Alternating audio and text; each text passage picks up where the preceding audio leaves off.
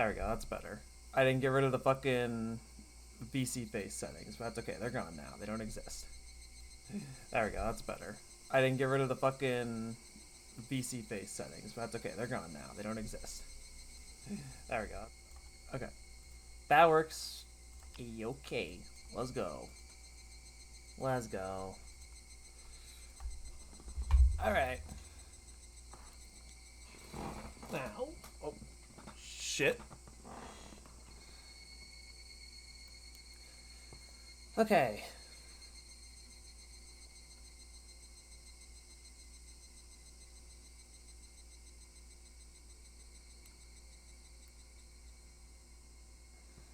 Alright. So, I decided... This is what I decided, okay? I decided since... we're going to probably kill Tepe. I'm gonna be honest. I'm gonna be honest. I feel... we're gonna kill Tepe in the stream, so I figured I'd dress for the occasion. We're just gonna dress casually, and we're going to look Tepe straight in the face, and we're gonna kill him. We're gonna kill him straight in the fucking face. It's okay. He doesn't deserve survival. Who said he deserves survival? Not me. Not me. He doesn't deserve survival. That's not how this works. Anyways, anywho. Yeah, let's go ahead and do this. This ought to be interesting. Last time I streamed Higurashi, I had to cut it a bit short because I didn't know that the day I was streaming, I had my fucking counseling shit. So I had to quit the stream early in order to attend to that. But now there's nothing that'll interrupt me from reading some more Higurashi and whatnot. So we could just go through it and have a good time. Well, I say have a good time, but we also got to keep in mind that Satoko is kind of broken mentally, and we need to kind of avenge her spirit, if you will. There's kind of someone who is ruining Satoko's life, and let's just say we're going to cut them out of the picture, if you will. That's not going to be a big deal. It's not going to be a big deal. Why would it be a big deal, huh? I don't foresee why it would be a big deal at all. I think we're just doing the world a favor at this point.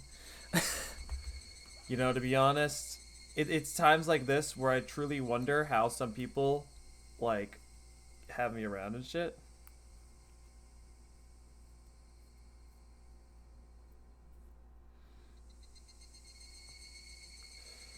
Uh, oh shit, hold on, sorry. We...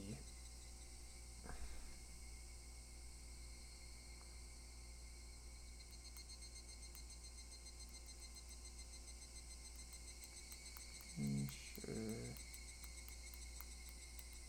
Oop, I can't spell. Heck.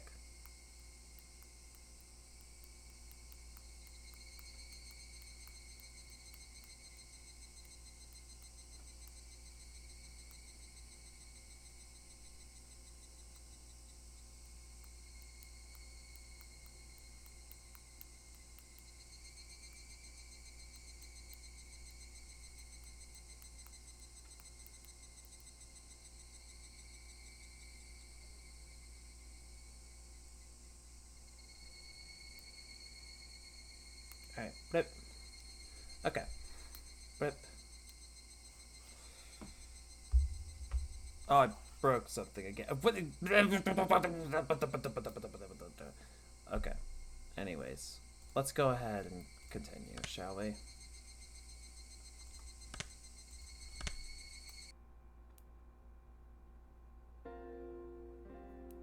Yeah, okay, so I don't remember exactly how we left off last time, but we'll see. Satoshi Hojo. Just who are you? I scorned you as a coward who ran away, abandoning his sister. Okay, wait, it's coming back to me. I always thought you didn't have the right to call her yourself her Nini. But now I don't know what to think. Ueshiro-sama's curse on the 4th year, their aunt's death, and Satoshi's disappearance. And now, me, trying to carry out Ueshiro-sama's curse on the 5th. Oddly enough, what I was going to do overlapped perfectly with Satoshi, the day before the curse. No, that wasn't all. If we start, back from Satoko being abused, then I'd be overlapping with Satoshi for days already. When I talked to Mion before, when she asked me if I was Satoshi, if that was the first impression on third party like Mion got, then it's probably true. Then as Satoshi had accomplished, I would succeed in the murder. But that was the extent to which we overlapped. I was far calmer than Satoshi, and more calculating. I could actually grow calmer. The more enthusiastic I became. And that's why I wouldn't follow in Satoshi's footsteps. I would snip him cleanly out of this world, and then get our peaceful life back. Maybe Satoshi has been with me since I chose to use Satoshi's bat as my weapon. No, maybe even longer than that. When I decided to be her Nini, maybe Satoshi had been residing with me too.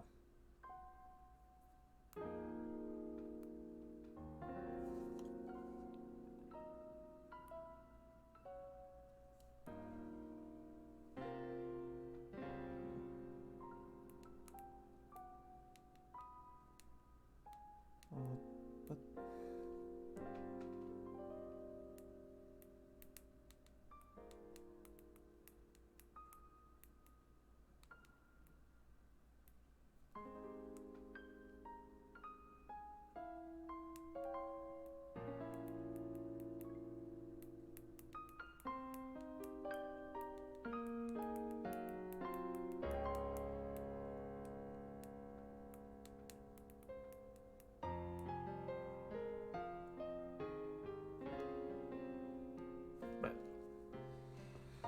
okay. Maybe Satoshi has been residing with you too. Satoshi, were you really a coward?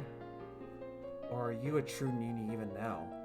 Some kind worthy of Satoko's love?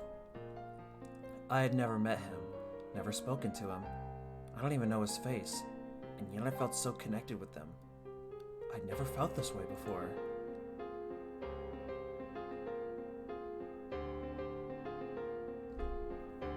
Oh, damn.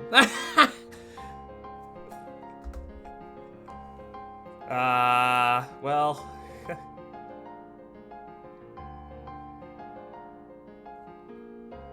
Note on the housewife murder case. Oh, fun.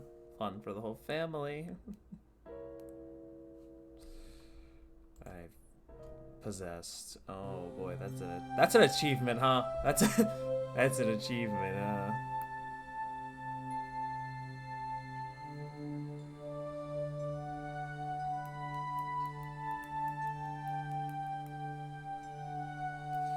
Oh boy, alright.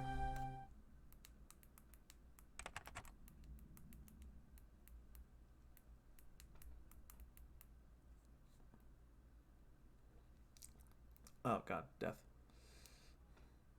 Alright, let's see here. July 1982, and we don't know the specific day. Okonomiya Police Station. First investigative division. Okay, whatever. Chief Takasugi. I still don't know how to say his fucking name. Blank Prefecture. Police Headquarters of Eradication of Drug-Related Crime. Shishibone Branch Head. Okay, blank. Regarding Incident Blank, designated as Undercover Investigation. This message is to inform you that a section of the testimony records of an incident under the police's headquarters, oh my god, jurisdiction has been found. That is thought to be related to the undercover investigation incident in question, Okonomiya Police Station X. I don't know if that X is supposed to be a blank or not. Hinamizawa Village housewife slaughter incident. During the investigation of subject blank, who was arrested in possession of illegal drugs, there was a testimony alluding to the crime in question, and it became clear that it contained information that only the perpetrator could have known. Therefore, we are prepared to share this record of testimony with you, duplicate attached. If this testimonial is to be believed, then there is extremely high chance that the suspect blank was the perpetrator of the incident in question. In addition, on receiving this testimony, the head investigator on the case inquired as to the incident with the Okonomiya police station. Please be but the responsible party at Okonomiya police station misunderstood.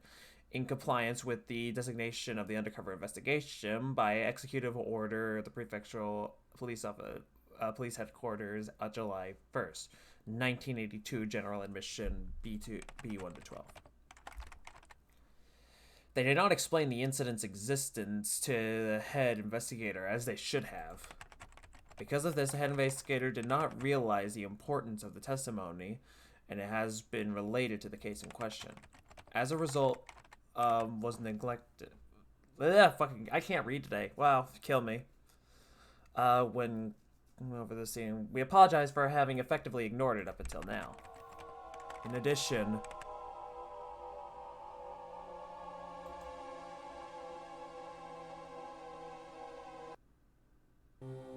I love this fucking visual novel. I love this visual novel. It reminds me so much of my pain.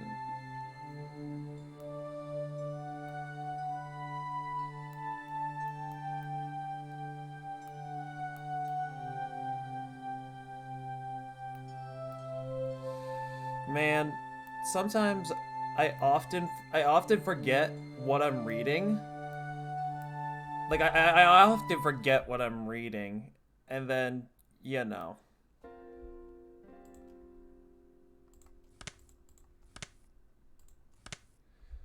End of chapter 9, and we're on chapter the funny chapter 10 now.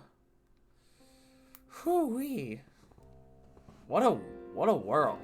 What a fucking world. Holy shit.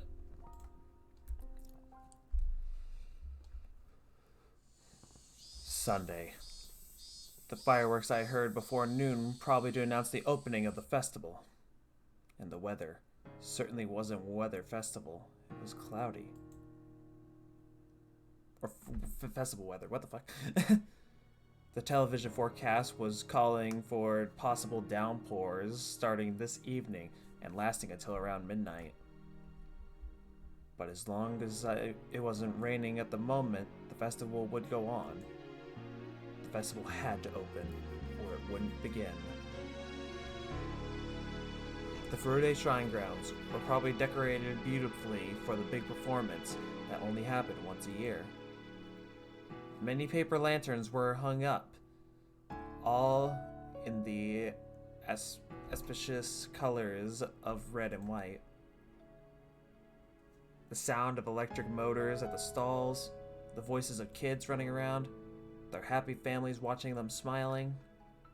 Today was the festival of Watanagashi. Was everyone already partaking in the festivities? And what about Satsuko? Had she forgotten her days of suffering just for a few moments while smiling at that brilliant smile she hadn't had in so long? This would probably be the longest day of my life. It would probably be a day I would remember vividly for as long as I lived. I told my parents I'd go to the festival this evening and lounged about during the early afternoon. We may have lived under the same roof, but I couldn't help being surprised by the deviation from how I usually spent my time. Glancing at my parents out the corner of my eye, I went to the front door.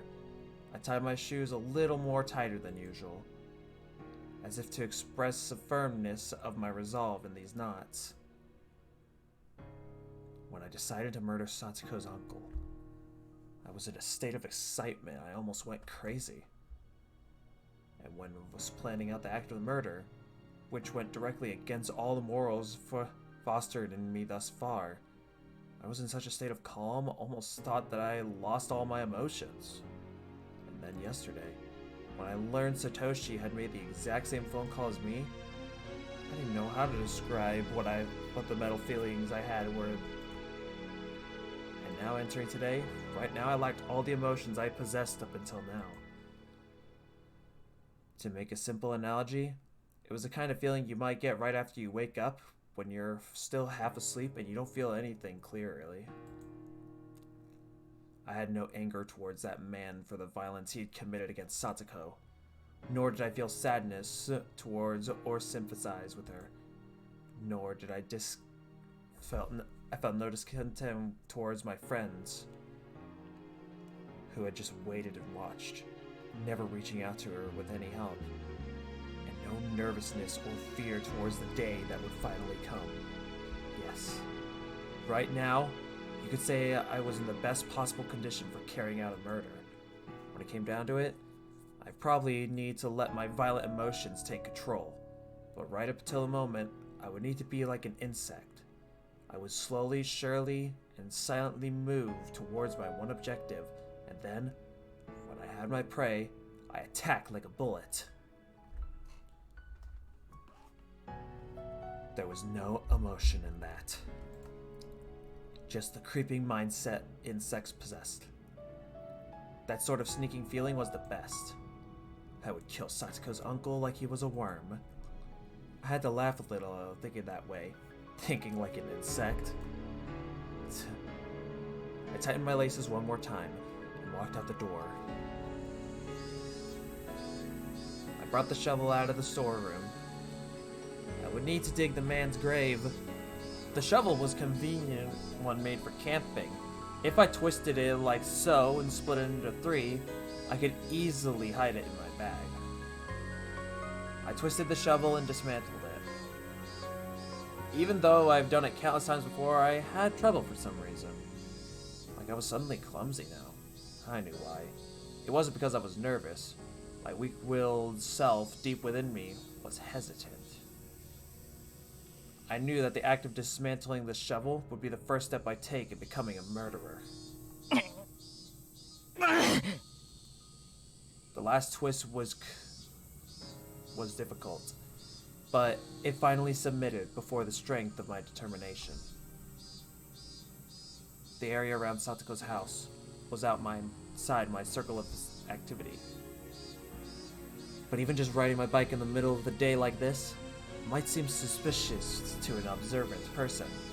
I definitely want to avoid meeting or talking to someone I knew. With that in mind, I chose the route of my destination carefully. I didn't mind going the long way around. With how long this day would be, I could never be too careful after all. Yeah, we're just gonna go straight through with this, huh?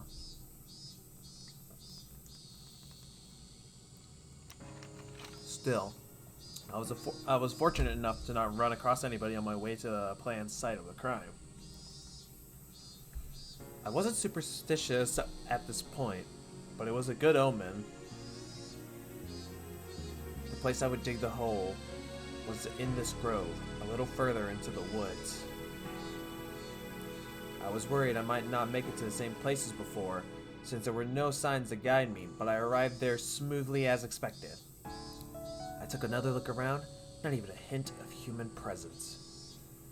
The air was a little damp, but it was comfortable in the cool shade of the trees. I took the disassembled shovel out of my bag and began skillfully putting it together.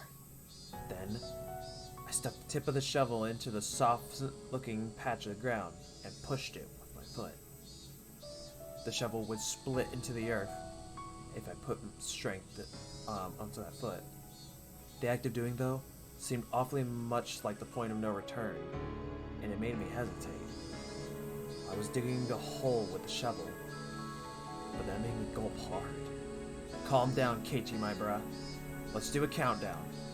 Get it done on the count of 3, okay? Alright. 1, 2.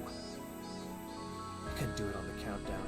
Despite it being sticking the shovel into the ground, I had to count down to 5 or 6 times. Damn it, I'm just digging a hole. This is pathetic. As I thought that, I put strength into my heel and stepped into something unpleasant, and split came a sharp noise.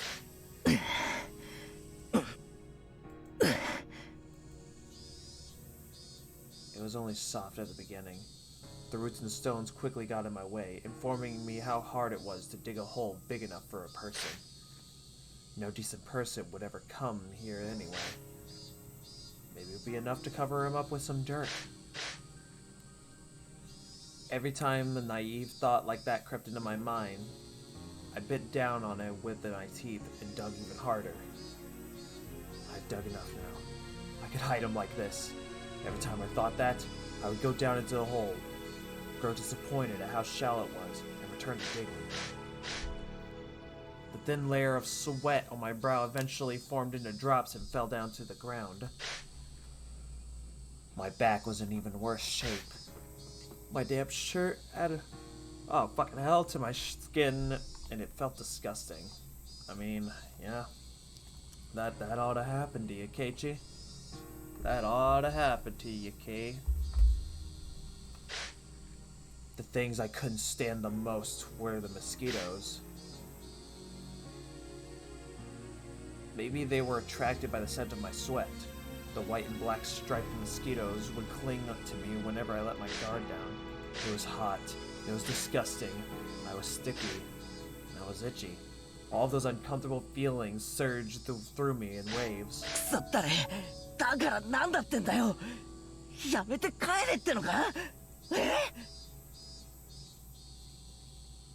hadn't yelled at anyone. It was me talking to myself, telling myself something. Why was I feeling this way? And digging a hole all the way out here? What benefit would digging this hole give me? What harm would there be in not digging a hole at all? Wait, in the first place, who ordered me to dig?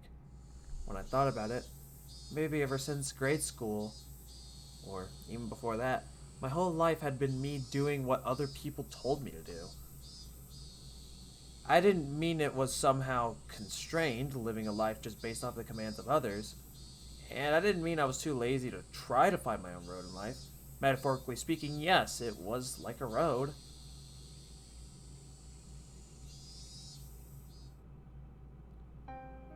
I had never been particularly physically fit. I hadn't hit puberty very early, and if my classmates and I got in a line, I'd usually be on the shorter end. My scores in jump rope competition marathons were very picture of average. And it wasn't like the captains of the dodgeball teams would have a passionate rock, paper, scissors contest to see which would get me. During those kindergarten and grade school years, it felt like someone was only worth how fast they grew and how fit they were. Looking back at it now, it was really uncomfortable for me. The thing that had turned all that around was just a few words from my mother. Keiichi, あなた塾に入る気はない？学校の勉強がわかるようになって楽しくなるわよ。The very first test I took at cram school was kind of like a game. It was a lot of fun. It wasn't like the test where the exact problem dozens of times in a row. Every question had a picture on it, almost like one of those puzzle books that came with the manga magazines. If my studies at school had been like this, it would have been way more fun. Several days later, I went to cram school again, with my mother and the enrollment paperwork. Mom and the person at the cram school had a really long, heated discussion, so I accidentally dozed off and missed off what they said, but I clearly remembered one point. Mom had made a loud groan, surprised at something. 61って平均点が61点ですか？いえ、違いますよ、お母さん。全国展開する当塾での平均偏差値が61です。簡易式の知能検査でも非凡な数字が出ています。まず申し上げて、前原圭一君は大変に頭がいい。圭一が？でも学校では大した成績じゃありませんし、通信簿も2、3、4が適当に並ぶ平均的なもので、何かの間違いではありませんか？ Damn, Mom! What the? いくつかの知能テストとも重ねましたが、その結果、興味深いことが分かりました。前原君は意味を持たない問題に非常に弱いのです。Maibara is extremely weak when faced with questions that don't have any meaning. Maybe that's why I used to suck at school. Holy shit.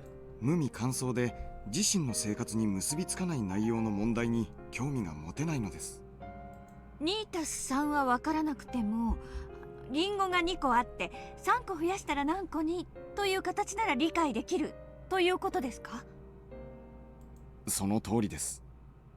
例えば正六面体の展開図を書けと言われて混乱する圭一君も、サイコロを切り開いたらどんな形になるというふうに聞けば見事に答えられるのです。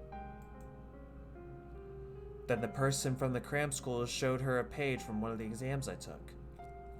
It was a paper with questions about construction. Construction questions were unusual, so they were really cool, weren't they? 正二十面体の展開図を書けという問題です。この問題を二十面体のサイコロを作るにはどんな風に厚紙を切ればいいと聞き直したら、圭一君はさも簡単そうにこれを書いてみせました。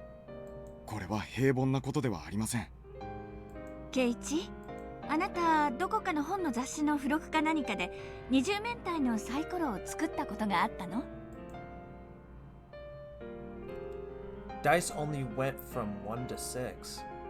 I'd never even considered before this test that there were dice with more than 6 sides. So it was fun to imagine what kind of shape a die that went up to 20 would have.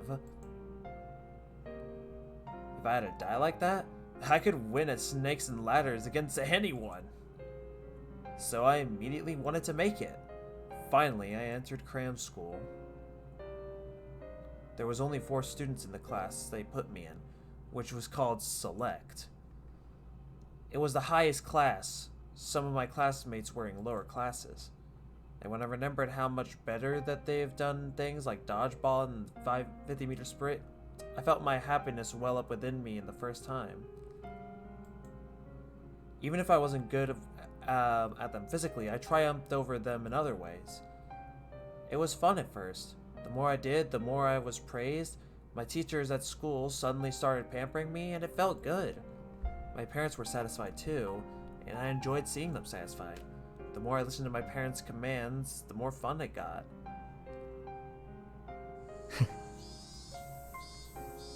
That did happen, didn't it? I grinned dryly at self-deprecation. Because, well, my studious lifestyle didn't end up lasting very long. It was only at the beginning I enjoyed learning more and more. I gradually got along less with my friends. My classes were behind what I was learning in cram school, and I eventually stopped respecting the teachers, given that they could put me to sleep with their lectures. And well, I was a disagreeable sort who bragged a lot about how much I knew. And the ways of the world wouldn't let me remain in that state of ecstasy forever. Would I do as I was told, that I would go above and beyond their expectations, and then they praised me. I was happy for that, and the cycle repeated itself like wheels on a bike. I thought moving forward like how I was now, with how life worked, like a bicycle. When I moved to Higurashi, I realized how inadequate it was. Some things happened, and we started saying how moving and getting a change in atmosphere would be nice. And then my father, he had a place that he liked. He had gone a few times to draw in nature.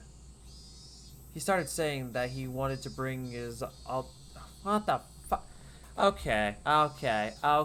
Can you stop with the fucking words I don't fucking understand? Why you gotta do this to me? Why you gotta do this to me?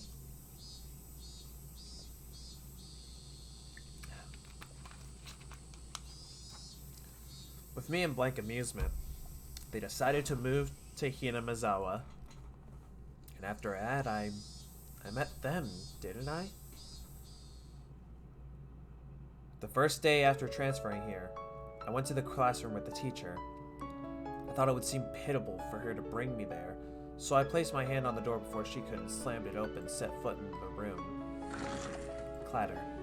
The thrilling, powerful way I opened the door was none other than my own determination to try doing my life over again. And then within seconds, that determination took a hard counter to the face. A blackboard eraser fell on me, plus a huge rock inside. It was supremely painful trap someone had set up. Oh, come on. Satoko was already beating me right from the first day I transferred. That frightened me. I was bewildered. The class was surprised too. I wasn't just surprised that the students in the class were all in different grades and different genders. It was because the room felt completely different from the schools I knew. And as I spent more time with them, my surprise continued to grow. This fresh sense of surprise had never left my life, even to this day. Every day was a fresh new surprise. I would never have a single boring day ever since coming here. The days were lively, spent with the club members. We played Old Maid with cards, like with scratches on the back to cheat. Oh, I remember that. We let all our passions go wild during our games.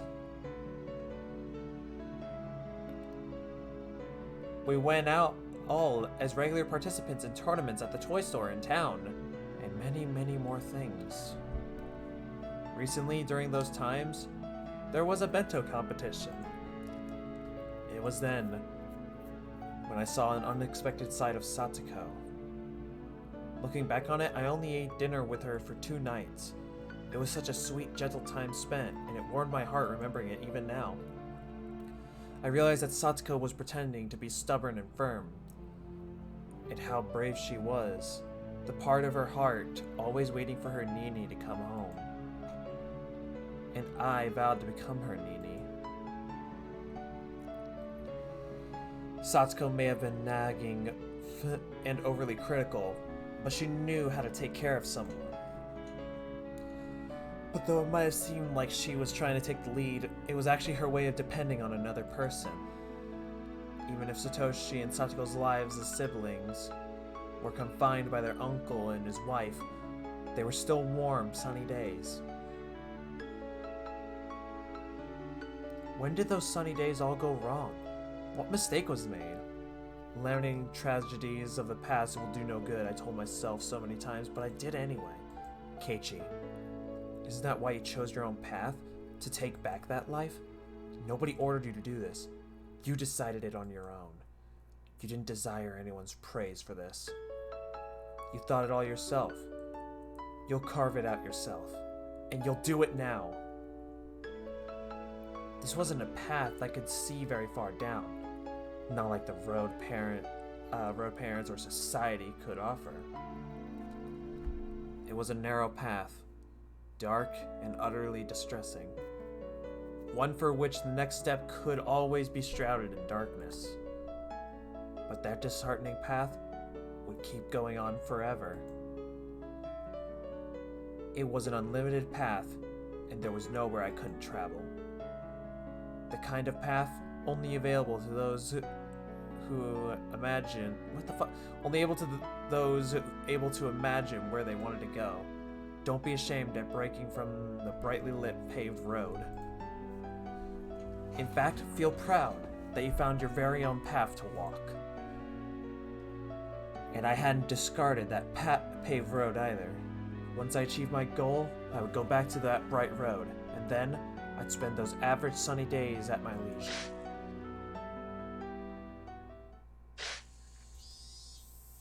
But next I realized it, the hole had grown so deep I couldn't believe it.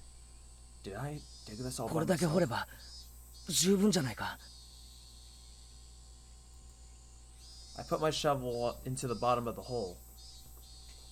I would drag the body here and throw it in the hole and cover it up with dirt. Even if it took me time to camouflage it by putting plants on top, it would go much more easily than digging this whole head. Whoa, fucking hell, I can't talk.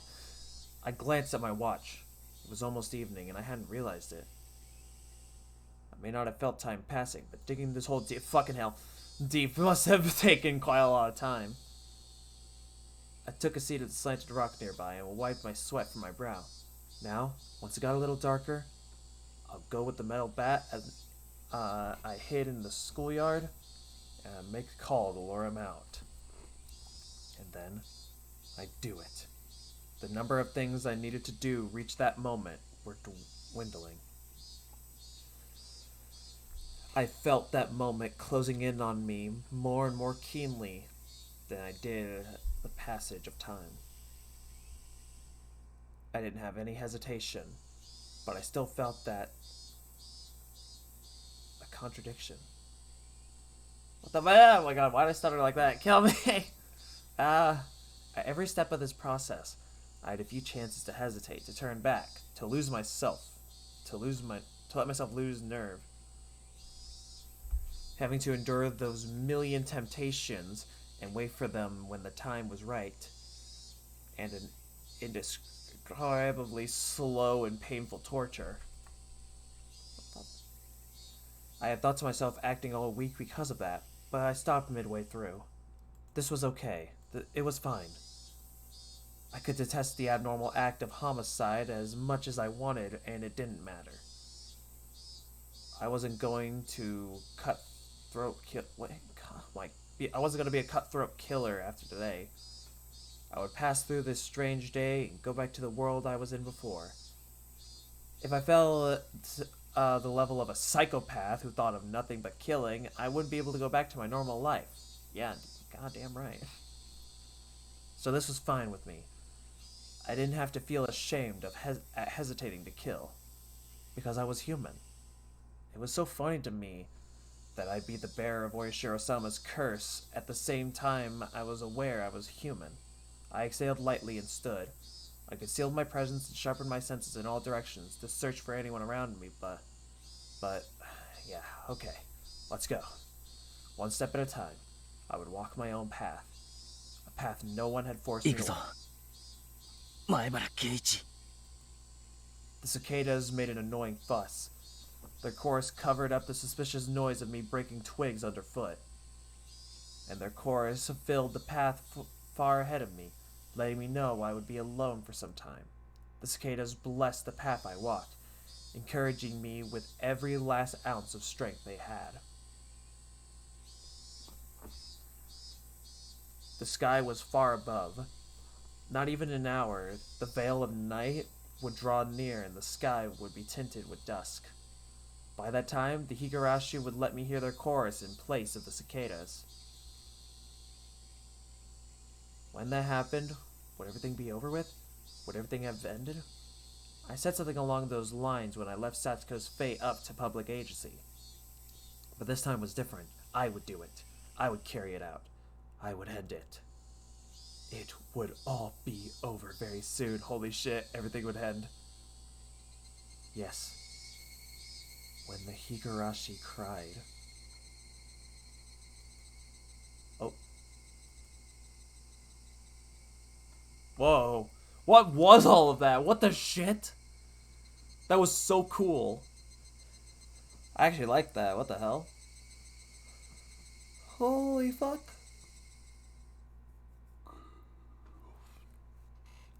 Yo. I like that transition shit. Holy fuck. There was nobody at the school. I couldn't hear the playful voices of children. It was the first time I'd seen the school with such a lack of human presence. Still, I quieted my breath and looked around, not wanting to be unprepared. It had gotten darker outside, and it was almost like my eyes could see more clearly now. I made absolutely sure of my safety. Then I walked to the heavy construction machine I had hidden the metal bat behind. I had a tinge of worry, premonitation, whatever, that someone had found the bat and hidden it somewhere else as a prank. If that happened, would I take that up as an opportunity to desist? If it really wasn't there, then the sensation of chilled metal, it was still here where I left it. It hadn't run away. Satoshi hadn't run away. He'd waited here patiently for me. 待たせたな、サトシ。いよいよだが、覚悟はいいか? Though the metallic touch, Satoshi grins at me in my mind. That's what I should be asking you know? I did this last year already. You should be more worried about yourself. 上等だぜサトシ。目に物を見せてやろうぜ。 Satoshi's bat got lighter and lighter, fit into my hands, like it being absorbed. It didn't feel wrong to swing this. I could move it around so naturally, like it was an extension of my own right arm. Of course, it felt like that. Satoshi and I were holding one bat together. Next, I would make the call to lure the man out. It wasn't a bad time for it. My friends were doubtlessly parading happily through the stalls. I hadn't considered where to make the call from, though. My house and Satoko's were pretty far apart. If I called from my house, I wouldn't make it. Couldn't I use the school phone? But as I thought, the room was locked up and I couldn't get in. Shit. I'm so naive. I should have at least figured this part out. I couldn't call him. And just for that, was today all over? I'm sorry, Satoshi. And just as I cursed up my own... Yeah. A bicycle came around the schoolyard. It was a familiar middle-aged man. The one from the Forest Service field office. Why? Wasn't today Sunday? Was he here to pick something up that he forgot? Anyway, the forest officer went around the back and felt around his pocket, then unlocked the door and entered. The best possible coincidence, and it had to be Satoshi who saved me. The metal bat, though just my contact with it, told me there was a chance that I couldn't allow to slip by. The selections for the forest office and the school were neatly separated. I felt the man headed to the forest office storehouse, which was so far in this back students weren't allowed into it. The door didn't match with the fittings as well, so it didn't close all the way, and the gap in the door opened slowly as if to lure me in. I took a deep breath and went in. I tiptoed along silently and stealthily and made it into the teacher's lounge. It was the only place with a phone. As I held my breath at the teacher's lounge, I heard the Forest Service officer walking back over. Then the back door clattered shut and it was locked. I glanced out the window of the schoolyard and watched as the man got on his bike like nothing had happened and rode out the school gate. The school once again emptied, becoming deathly silent. I waited for a bit to make sure the silence was the real deal, and then reached for the telephone on the principal's desk. I fished Satoko's house phone number out of my pocket. Yes, the number in the class directory for Satoko had been the one from their house, where she lived with her uncle. I touched the dial with my fingers, and then thought for a moment. What should I say exactly when he picked up? Despite how many times I've gone over it in my head last night, now that I have my finger on the dial like this, it started to seep out of my mind like a cracked bucket leaking water. Well, fuck hell. It's like a mood though. Like it's kind of like you like prepare for like a big test or something. You got like everything memorized almost perfectly, and then as soon as you take the test, you don't remember half of the shit you studied. It's weird. Simple would be the best. More importantly, say it straight and not sound suspicious. I counted off 3 heartbeats and spun the dial. The call sound. Would Satsuko's uncle pick up? Now of all times, the hope that he wouldn't pick up, the feeling of doom and the knowledge I couldn't save Satsuko if he didn't, whirled up into a vortex. It was the voice of a grumpy old man, like he had just woken up. He picked up. Say your name so you know your Hojo, you asshole. It would be terrible if I got it wrong. I made up my mind. I had all the incentives on my side. Here we go. こちらは下根市沖宮警察です。北条さんのお宅ですか？ I was changing my voice, but did he really think I sounded like an adult? Would he believe I was police? はい、北条ですけど。今お宅のお嬢さんの北条聡子さんをこちらで保護しています。え、佐藤君があいつ何かやらかしおりましたか？ He fell for it. I could tell by how tense he was when he didn't doubt my words. 詳しい事情はこちらにいらしてからご説明します。すぐにこちらへ来ていただくことはできますか？今ですか？風呂に入っちゃったからあんまし表に出たかないんですがね。What? You don't want to come because you already took a bath. はい、今すぐです。すぐ。か佐藤君のやつ何をしちゃったんですか？詳しい話はこちらでいたします。ではお待ちしていますのでよろしくお願いします。ああ、ちょっと俺警察署がどこかわかんないんだけど、どこよ場所？ You moron, what the hell? The Okonomiya police station? I don't know where it was either. Aren't you from around here? Why don't you know that? A greasy sweat came over my body. Eventually, just as I was about to choke, he spoke. 消防署の隣でしたっけ？遠いな。 Thank goodness he remembered on his own for me. I didn't care where the police station was, so long as he left his house to get ではお待ちしていますので。俺警察行ったら誰んとこ訪ねればいいんよ。あんた名前は？ On top of that, he wanted to know my name. Just leave your goddamn house already. 前橋と申します。では失礼します。Oh, I was close. I almost thoughtlessly told him my real name.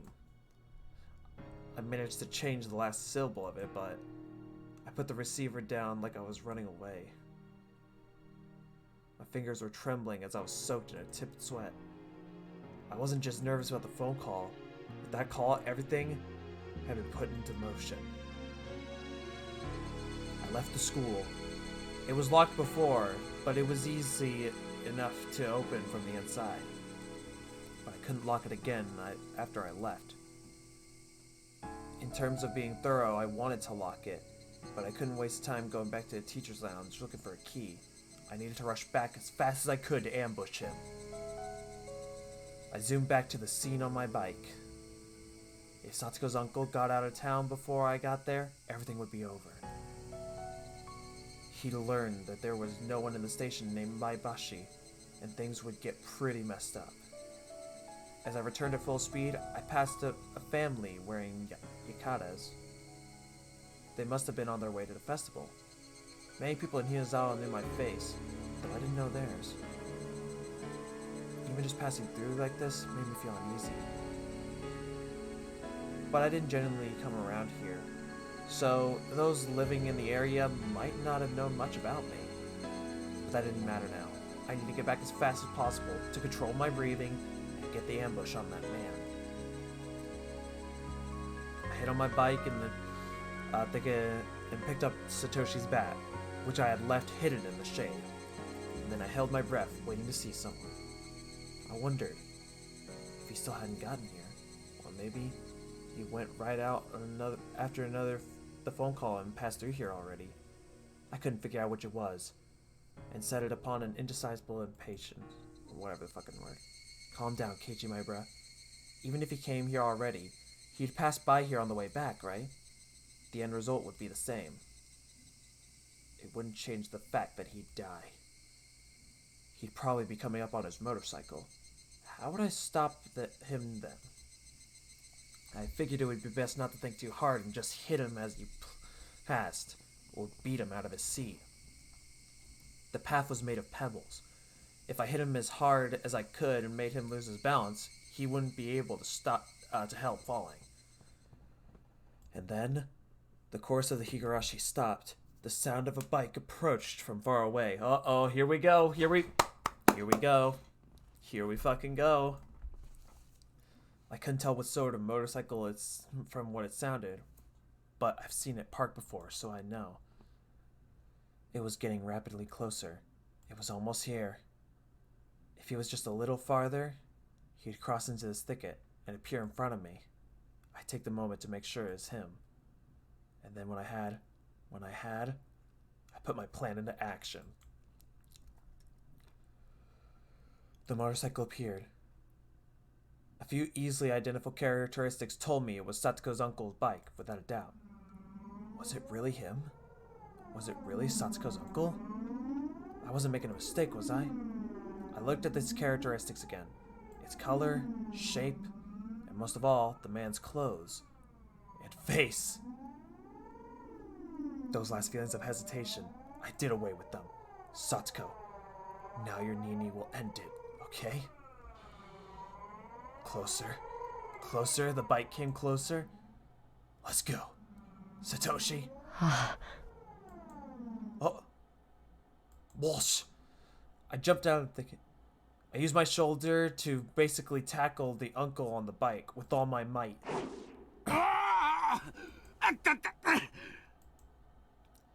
He gave a dumb shout as his bike completely lost its balance.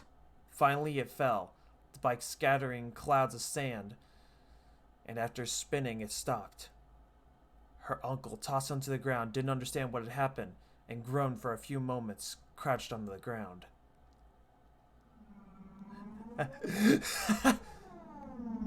My breathing started to become ragged.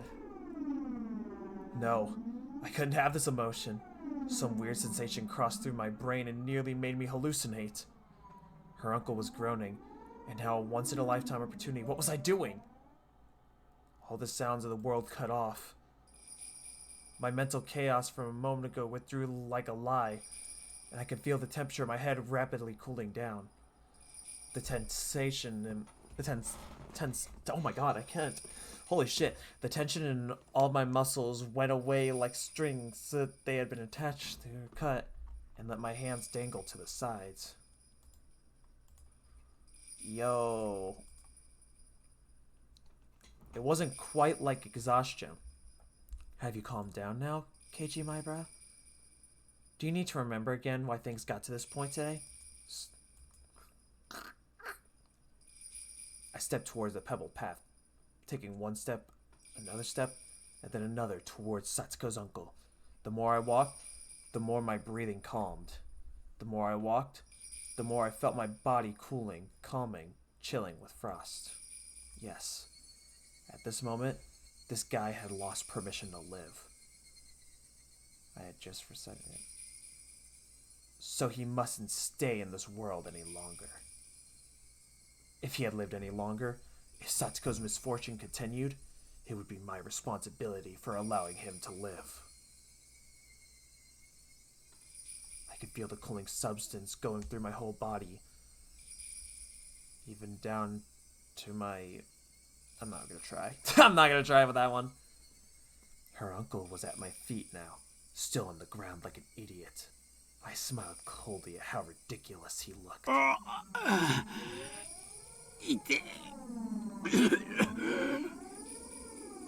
That was all it took for it to hurt?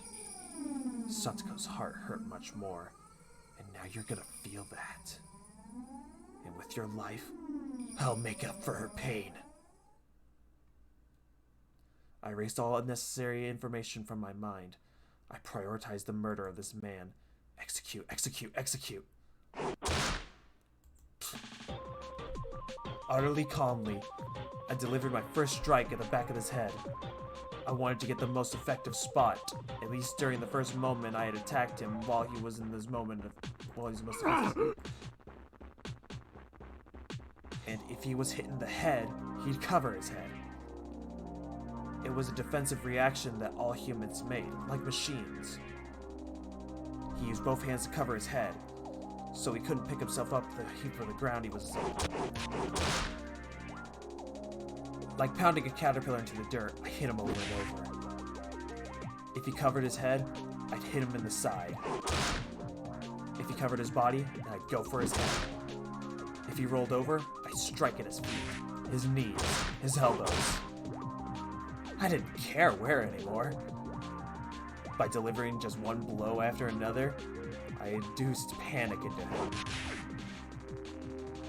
I retained my overwhelming advantage, but I hadn't done nearly enough to deliver a fatal wound.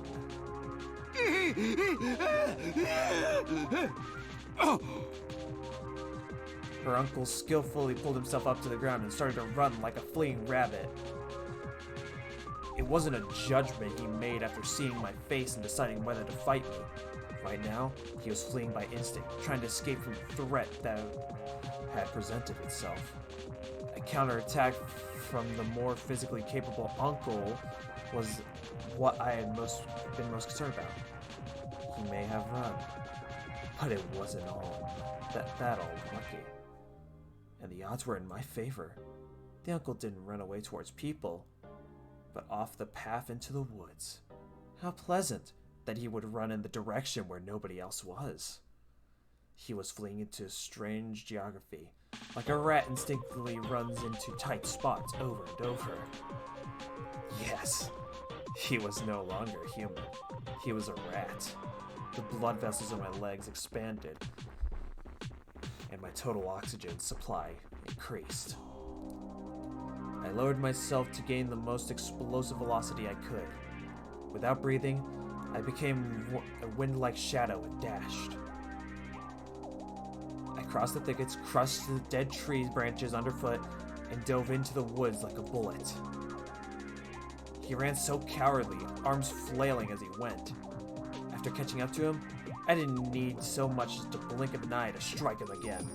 My senses, mind, and body were all sharpened purely to kill this man. This was the first time I had felt like this. Well, this was the first experience I ever had killing someone. It felt natural continuing to do this for the first time. And that meant I had this much talent for killing. Or perhaps the act of killing was so simple that anyone could do it. I didn't struggle to grow tired of chasing the clumsily fleeing uncle. No matter how much he ran, it was like trying to get away from his own shadow. He couldn't get away from me. I could easily aim at his back, his shoulder, and his head, even from this unnatural stance. Each time I struck him, he wailed in pain and begged pitifully for forgiveness, but it didn't disturb my mind. I was neither excited nor plagued by hesitation like before. I felt sharp, felt like a carnivore. Of course, so did the uncle, who was trying to run away because he didn't want to die. He didn't want to be eaten, like a herbivore running with all his might, trying to get away. Despite all the attacks, despite all the hits, he kept fleeing without staggering. And despite the bad footing in the forest, he impressively never tripped over anything. But there was no need to admire that fact. It was simply proof that he was no more than an animal. If he was chased, he would run. If he was going to be killed, he would run. He bared his fangs at the weak, but couldn't oppose the strong whatsoever. He was slowly vulgar. Yeah, he was just an animal. He was fucking nothing to me. Such a puny little creature that harmed Satsuko. Scar after scar under her body and mind. Deep wounds that might never go away as long as she lived. Oh.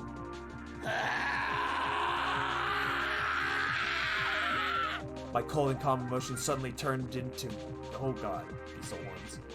My personality changed into something specialized for murder, purely to devour the just to devour this weak fucking creature in front of me. The uncle gave a human shriek, covered his head, and ran. I'm impressed by how much you can run. Fine, run as much as you like. I will be your death. I will choose the moment at my leisure. Your legs will hurt. Your lungs will feel about to burst. Your head will hurt from lack of oxygen. You will feel the pain has come worse than death. And then by all means, stop any time. Without turning back, suffocating in his terror approaching death, he just ran shamelessly onward. He ran, but was chased, his head bashed with the metal bat, sweat and drool flying everywhere, blood clinging to him. And from his mouth came cries of hoarse, irregular breathing and high-pitched screaming. diverged into crime. And pleas of forgiveness to someone. I didn't know who. Each and every second of atonement that I had granted him. Now run, run, run, run, run, run, run, run, run! Then fall, and moan, and die.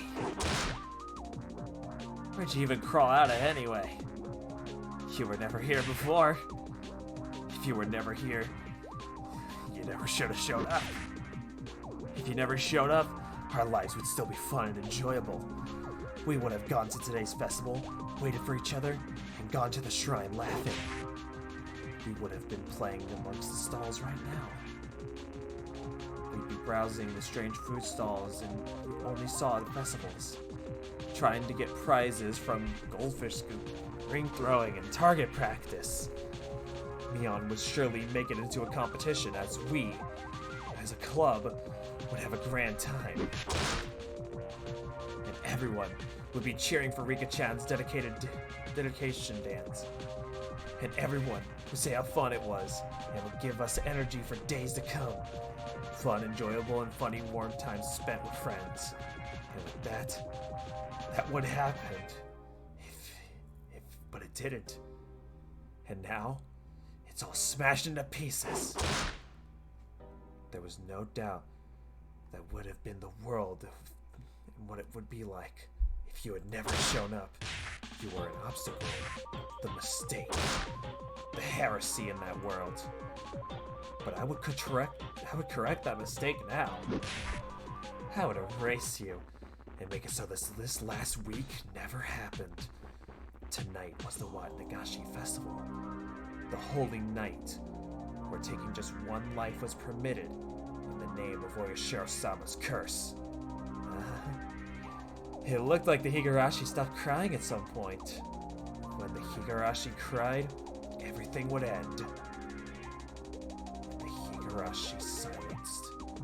Holy One, the hour of atonement is at an end. The Higurashi had stopped their crying, thus it is the end. The end, the end, the end. You don't have to run away anymore. Die with those dirty brains of yours smashed everywhere.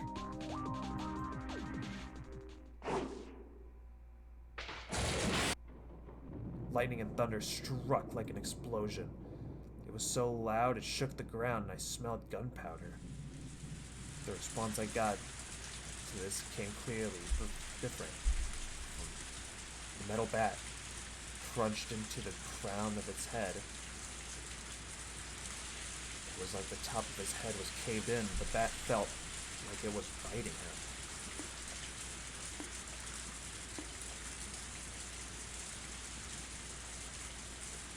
It had been the final killing attack that visited him, and I didn't overlook the opening he left on his knees it gave out under him.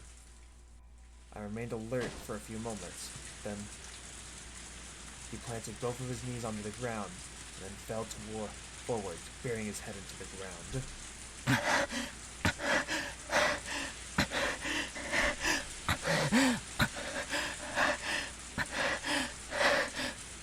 There's more ha-has than the subtitles read, but okay. I had been holding back my rapid breathing, but now it came all out of me like a dam bursting. My head was dizzy and light. Unable to maintain balance, I leaned against a nearby tree. The uncle didn't try to guard his head for any longer. After a disgusting sort of spasm, he stopped moving. Did I get him? Did I get him for sure? I fought back my exhausted urge and to fall over where I stood and drew towards him carefully, bat still ready. It was possible he was faking it, trying to wait it out. Should I check for a pulse? I realized it right away, though, how unnecessary that would be. If I thought he might be faking it, then I would just have to keep pummeling him until I was satisfied. I fought back my ragged breathing again, and then swung my bat far above and brought it down. Clunk. His body leaped in a bow. He didn't try to cover his head. Then once again I aimed for his head and swung. His reaction was the same this time. After spending a few moments making his head into mochi, the hitch gradually started to feel different, and it started to spray a filthy dark red fluid everywhere. That was enough. It was definite now. I had absolutely killed him. There was no sense of accomplishment, nor one of regret. I didn't feel anger towards Satsuko's uncle, nor pity towards Satsuko herself. Instead, right now, I was feeling like my heart had been stolen by the downpour. It had begun to rain at some point. How uncomfortable it felt. The rainwater drenched my body and dripped down onto the ground. The excitement within me faded as the rain washed away the grime. In exchange, my shoes were so wet they were made splashing sounds. And despite abusing Satoshi's bat like that, it wasn't bent very much.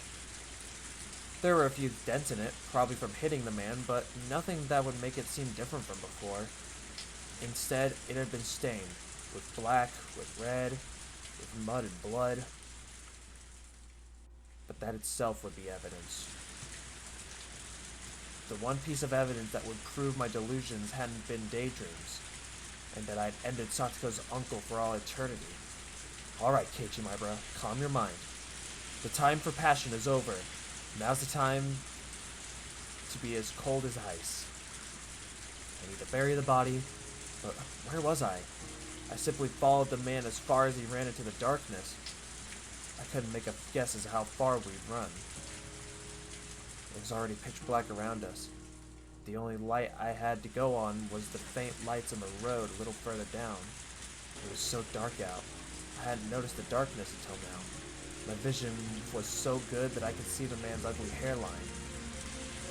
I could have counted the pores on his head. It was only now that I realized how much crazy strength I had mustered that moment. I went over to the streetlight. I looked up and down the road, desperately trying to figure out where I was. ここは Oh no. This was the one road connecting Hinamizawa to the town. We were unbelievably far from Satsuko's house. Had the two of us really run such a far distance? My surprise to that was accompanied by the knowledge of a miraculous fact that despite running so far and making so much noise, that we haven't come across anybody at all. There was a long way between here and the ambush location where I dug the hole. There was no way I could carry the body that far. Wait, aside from that, the bike the man took here was still laying in the middle of the path. That would be an issue. The police could tell whose motorcycle that was by looking at the license plate. They wouldn't just leave it at that. Thankfully, the corpse was in a dark forest. In terms of urgency, dealing with the bike would come first. And I wanted to get the shovel back from where I had left it next to the hole. I shouldn't drag the body there. I would have to deal with it right here. Fortunately, the ground was like mud and downpour, and it was more sludgy here than where I was before. I might be able to dig a grave quickly here. Of course, my bicycle was still over where I left it too. It still wasn't over. Homicide had only been half of my goal. The other half would be just as important as the first. I would completely hide the body, not allowing the beginning to happen. I would erase the man like he had never existed, and regain those peaceful times that we had before. I bent my head backwards and calmed my mind even further. The big water droplets struck my brow mercilessly. They were actually quite comfortable, and for a while, I let my desire to have its way. After confirming that I was sharp again, I started running through the rain. The motorcycle was in the grass on the roadside. Considering how it looked, pedaled with rain and covered in mud, it actually seemed like it had been lying here for a very long time. The plan was to drop the motorcycle into the swamp. The swamp was a bit of a walk from here. I lifted the bike up. I didn't think it would be so heavy. I was a little surprised. But once I had it upright, it was fairly easy to roll along. Still, pushing this thing all the way to the swamp was not something I wanted to do. I could no longer ignore my exhaustion, and it warned me numerous times of how far away the swamp was. This motorcycle, I wonder if I could ride it. Well, I don't know about that, Kay. A motorcycle is completely different from a normal bike, so I mean...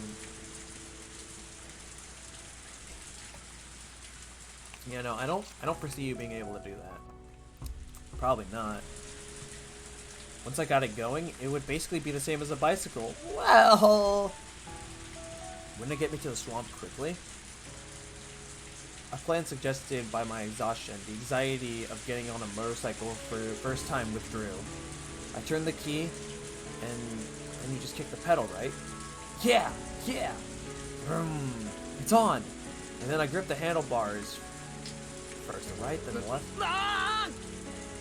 Maybe I twisted them a bit too much, the bike, the lurch, and did a wheelie like an angry horse.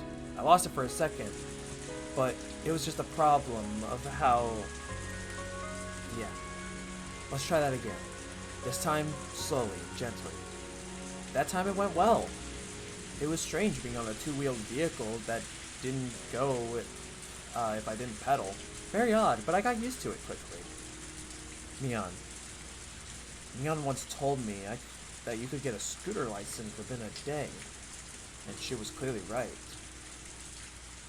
This was pretty easy. I needed to throw the metal bat into the swamp too. But I didn't know where I would pack the back into the motorcycle. Without much of a choice, I stuffed it into the back of my shirt, feeling like a ninja carrying a katana. If I put the tip down to the seat of my pants and hunched over, then it wouldn't fall out. I got back on the bike, and this time got going without any difficulty. I carefully pressed the button labeled light, and a rather strong light came on, illuminating the way forward. I probably really shouldn't have turned it on, but I didn't have any way of seeing at this point, and I had zero confidence I could ride through the darkness. The rain came down on me. I maintained the... Yeah. I went towards the swamp. Along the way, I ran across a few people who seemed to be returning from the festival, but none of them had any interest in me. They were either all soaked through the rain and hurrying on their ways home, or had their umbrellas low and their heads down. Yesterday, I might have been very wary of even god damn it, these passerby, but right now, it didn't seem like much of a concern. In fact, it'd probably be less suspicious riding out in the open like this instead of sneaking around. More and more, though, I started thinking the idea is naive, brought on by my exhausted state. I climbed a steep hill. On the bike... Did I say heel? What the fuck? The hill would put me out of breath, but I just had to accelerate a bit to climb the entire thing. Motorcycles sure are convenient. For a moment, the lights illuminated the sign before I passed by it. Onto the Gucci Swamp. Good children do not play around here. Still, wasn't like the way of the swamp was, blocked off by a metal fence or anything. Parents and teachers would get mad if they found out that you were playing at the swamp, but some of the bad kids in my class apparently snuck out here sometimes to see giant crayfish? What the fuck? They talked before about how they'd go to the candy shop and buy some pickled squid and just tie it onto a fishing line and throw it, and all the crayfish would come out running. Once I got to the bank, there was a tiny ritual shrine and traditional ropes on the trees. And as I swallowed the downpour whole, the blackened swamp had waited for me. If I slammed on the accelerator from the top of the cliff where I was now, the thing would fly straight into the middle of the swamp. I had to be careful not to fall in with it. If I had drowned and disappeared, man, what a stupid ghost story that would be. On the night of the Watnagashi, Satoko's uncle's corpse was found in a thicket by the road leading downtown, and Keiichi Maibara went missing. People would whisper that I had been demoned away. The 5th year's curse would have been a half-baked one. I got off the bike and twisted the accelerator as hard as I could. I let go just when it seemed like it would drag me forward. The bike shot off the cliff and was swallowed down the swamp, leaving a faint, what the fucking fuck? Splash than I imagined. Its surface was being plummeted by the downpour, and the muddy, filthy water was flowing into it. I couldn't even make out the motorbike that I had just thrown down there. It was pretty heavy after all. It would be quickly engulfed by the soft mud at the bottom of the swamp, and it would be pulled deeper and deeper until it reached hell itself.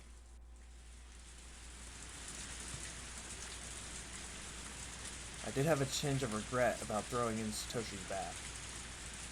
I washed the bat with the muddy water, and the gore sticking to it came off easily. I had sort of shared today's events with Satoshi, so I wanted to give it a quiet place to stay. That's sort of how I felt. I started to feel more like returning it to the locker room from before, so it could continue to keep watch over Satsuko. サトシ、俺多分お前のこと誤解してた。 Satoshi listened quietly without nodding. I am absolutely convinced now. You were the one who beat your aunt to death last year and saved Satsuko. I always scorned you and called you a coward who ran away, but I was wrong. To the rest of the world, some deviant was behind that incident, but I know. That was something you did for her. And then, you disappeared. You finally got back that peace, and lost it within days. So I swear to you that I will live life to the fullest from now on. Live it enough for the both of us. I will live as long through this week. This day never happened, but I will never forget the short time we shared together for as long as I live. I didn't know what expression Satoshi made as he listened, but as someone who had protected the same girl, I felt he had smiled and given me his blessing. And then, my hand moved on its own accord, and the bat and I hesitated to throw away with my hands, and it flew through the air. It traveled its path, spinning all the while, and the swamp absorbed it without a sound. There wasn't even any ripples where it hit the surface. The surface, god damn it, because of the downpour, and the bat was long gone. For a moment I regretted having thrown it, but I realized it might have been what Satoshi had wanted. そうだよな。俺はまだ感傷に浸る余裕なんかないんだよな。 I would return for my shovel, get on my bike, dig a hole to hide the body, and bury it. It seemed like a simple sequence of events, but I felt extremely exhausted and had to do it all tonight. Satoshi left me with the only advice he needed to finish this up soon, and then fell silent for eternity and disappeared at the bottom of the demon's abyss.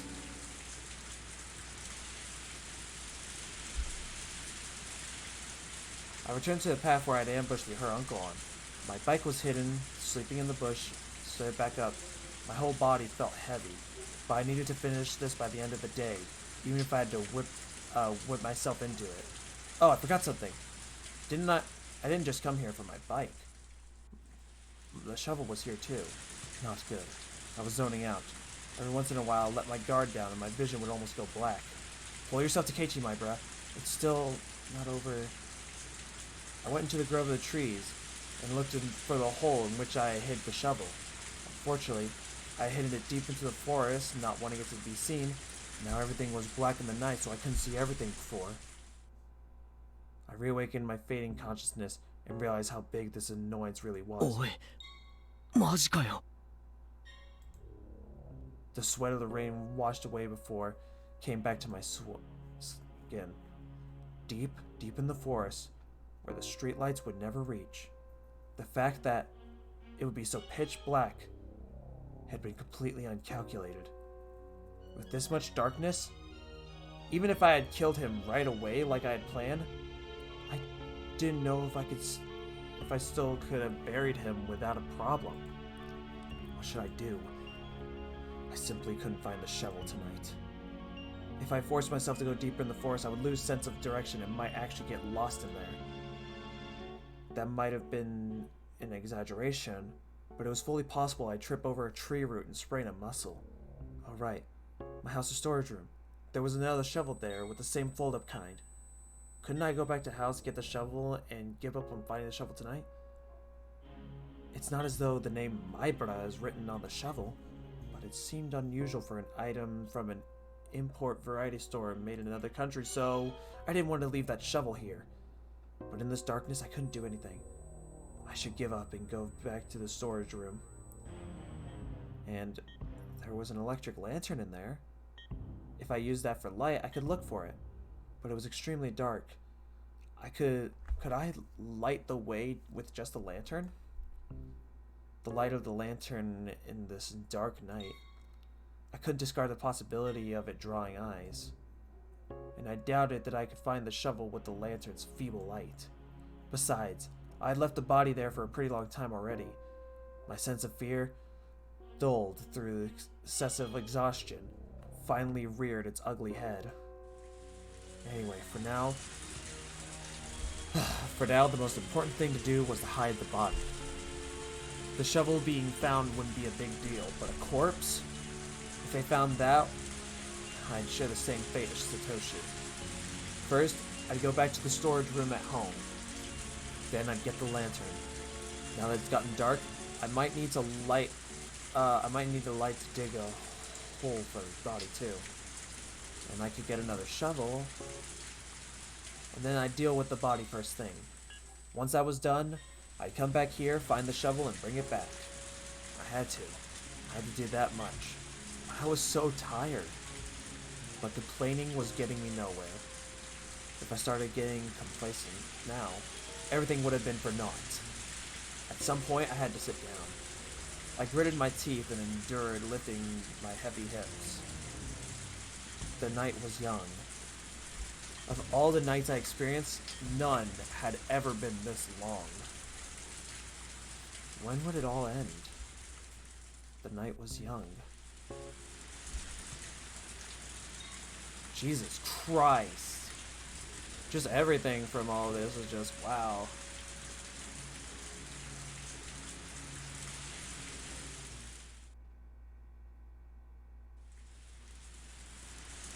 The lights at home were dizzying bright. Suddenly, they reminded me of how hungry I was. I checked the clock and saw that it was almost 7.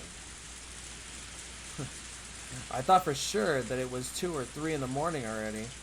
And I was surprised at how messed up my biological clock had gotten just from this one night. There was a warm night coming from the curtains in the living room window. The worlds between here and what was beyond those curtains were so different.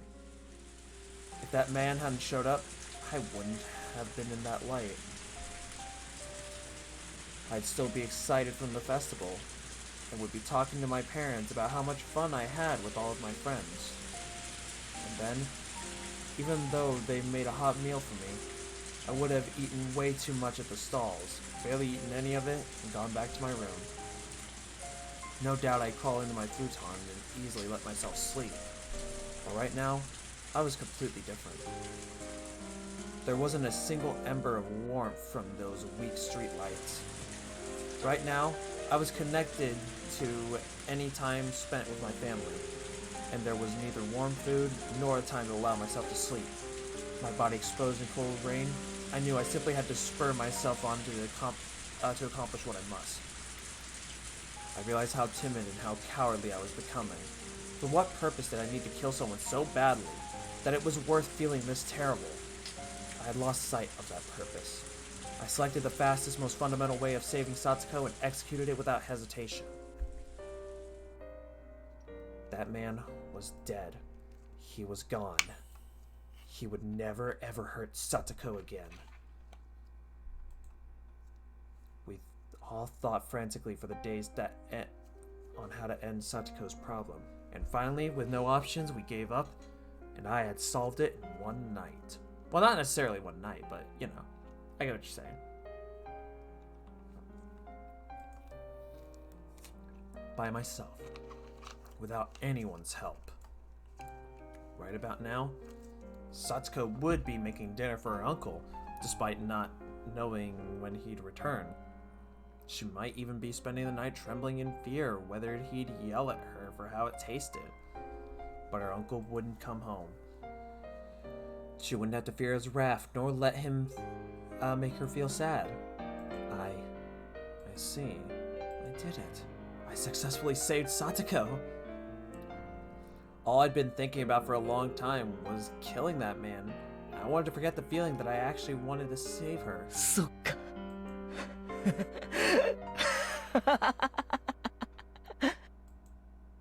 I did something good. That's right. I did something good, didn't I?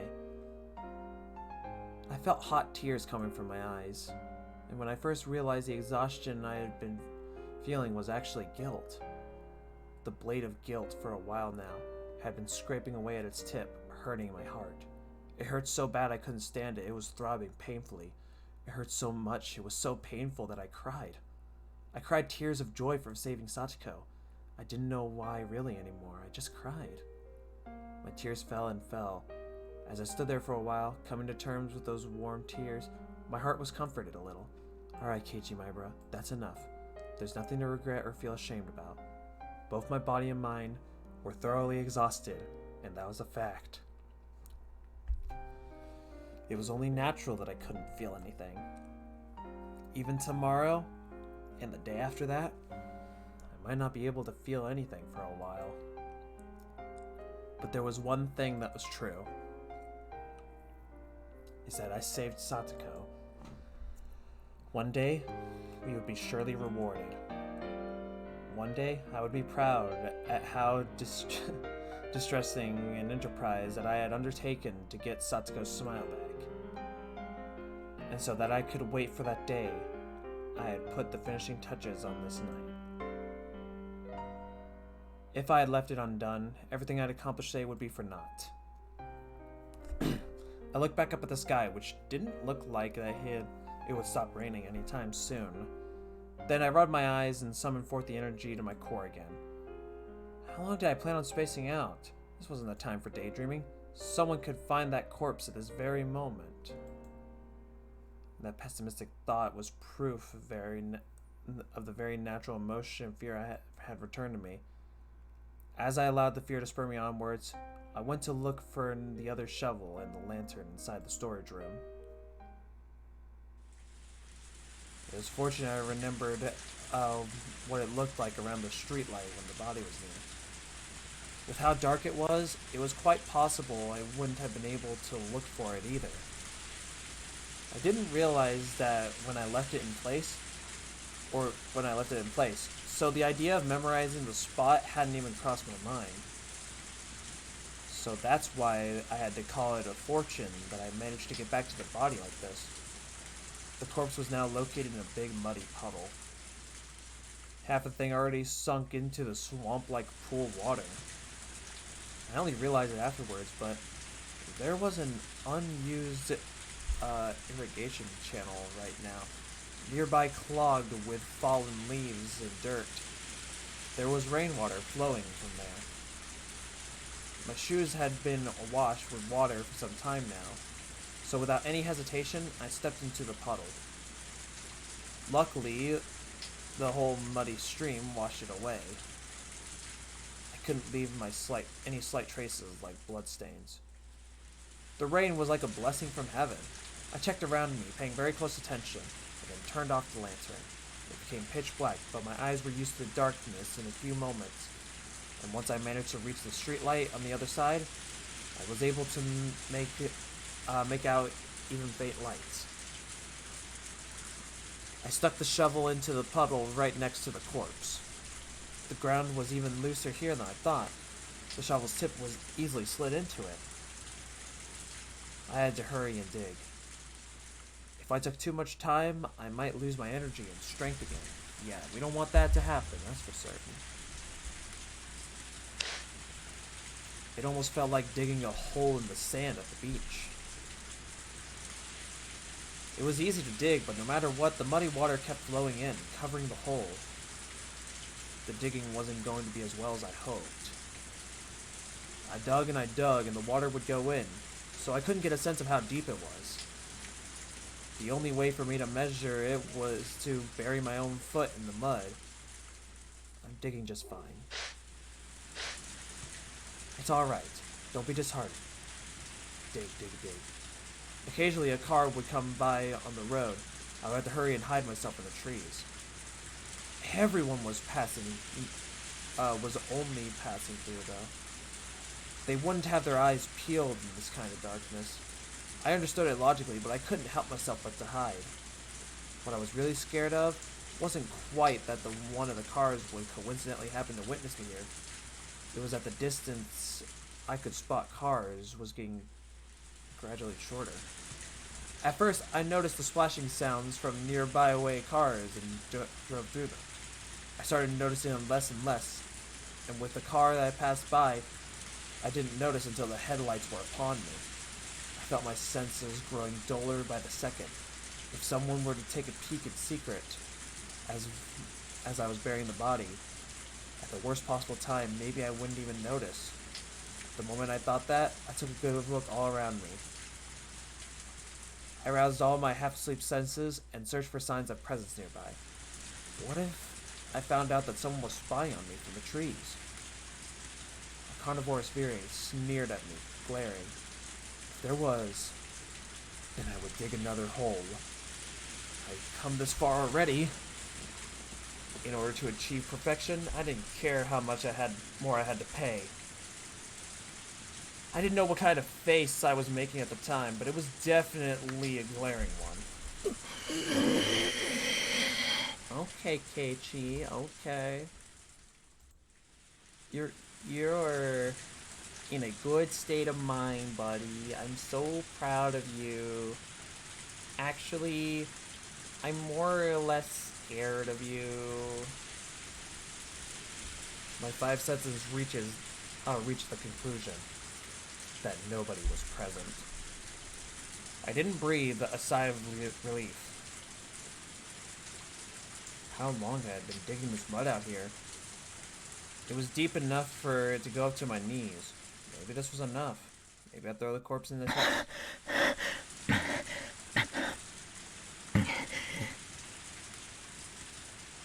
I swallowed, getting my breathing under control. Despite how much I had beaten him, I was afraid of touching the corpse. So instead, I dragged it by the feet into the hole. It took more than just a waggle and tug to it. But of course it did. Considering this man's weight, it was like 80 kilograms. I rallied all my strength and dragged him. At this point, my groundless fears that he might suddenly start moving again had vanished long ago. His body fit perfectly into the muddy hole. It was more than deep enough. Alright, let's bury him. Quickly, quickly, quickly. If I did a perfect job burying it here, everything would be over. I would hide it in the hole, and none of this would have ever happened. When I realized that I'd only had a little farther to go to finish everything, I was racked with pointless anxiety, like I was in a race against time. It was like I was absorbed in delusion, that if I didn't bury the body quickly, it might come back to life. In any case, in a great rush, I poured mud into the dirt hole. If I didn't work effectively, someone might find me here. Until now, I figured if someone saw, I'd just kill them. But not anymore. I was arrested with such absolute fear that if someone saw me, it would all be over. If I finished off the work, it was a total mess. It was a total mess. I drew the surface of the shovel across the ground, trying to make it flat. It was completely covered with mud at this point. The rain washed the mud off my body, and not off... yeah. Man, speaking's hard. Keiichi, when he's like on the verge of like all this psychotic shit, he just says a bunch of things and I don't understand it. Like, what the hell, dude? What the fuck on?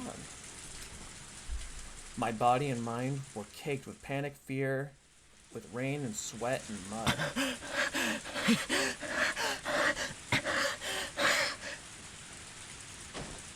shoulders heaving, I threw down the shovel and sat down in the mud. I was so exhausted, I wanted to lie down right here and sleep. It was over. This time, for real. It was over. The man was now at the bottom of the wet dirt. Right, this moment. There were traces that this place would have been dug up, but the rain flowing in the muddy water would completely cover it within moments. Yes, it was over. やったやったぞクソったれ You motherfucker. Then I fell backwards, face up in the mud. The raindrops pelted my face without mercy, but I didn't care. After staying there for a while, resting my mind, I got up again. It was over, so let's go home. We already buried the whole thing. So now, it's like it never happened. How much you want to bet the rain, like, pushes the mud or some shit, and the body gets revealed or some shit?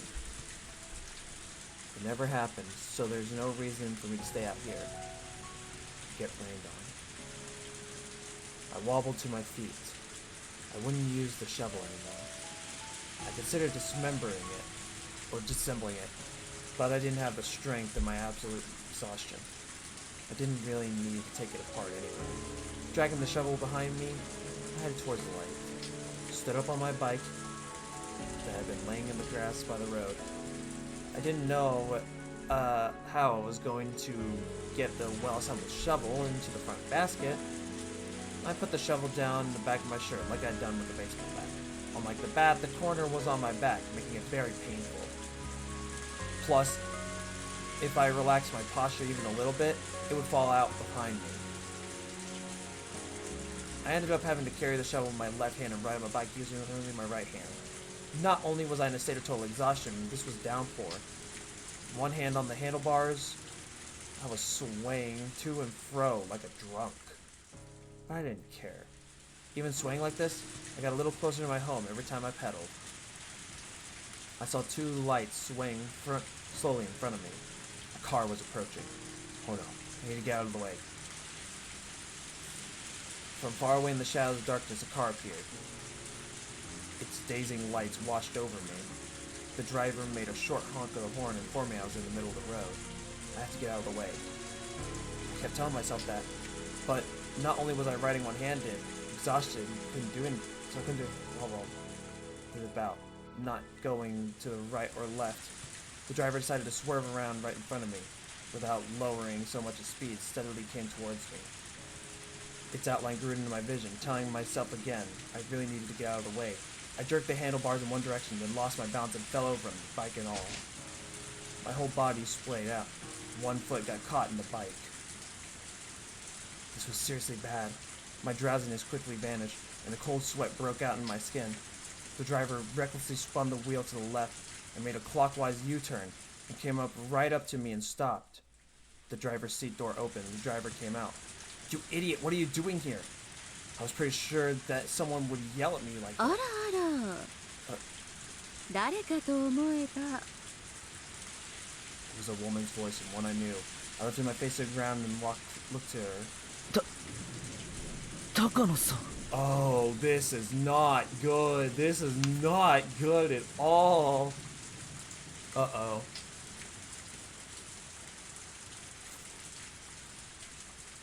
Okay.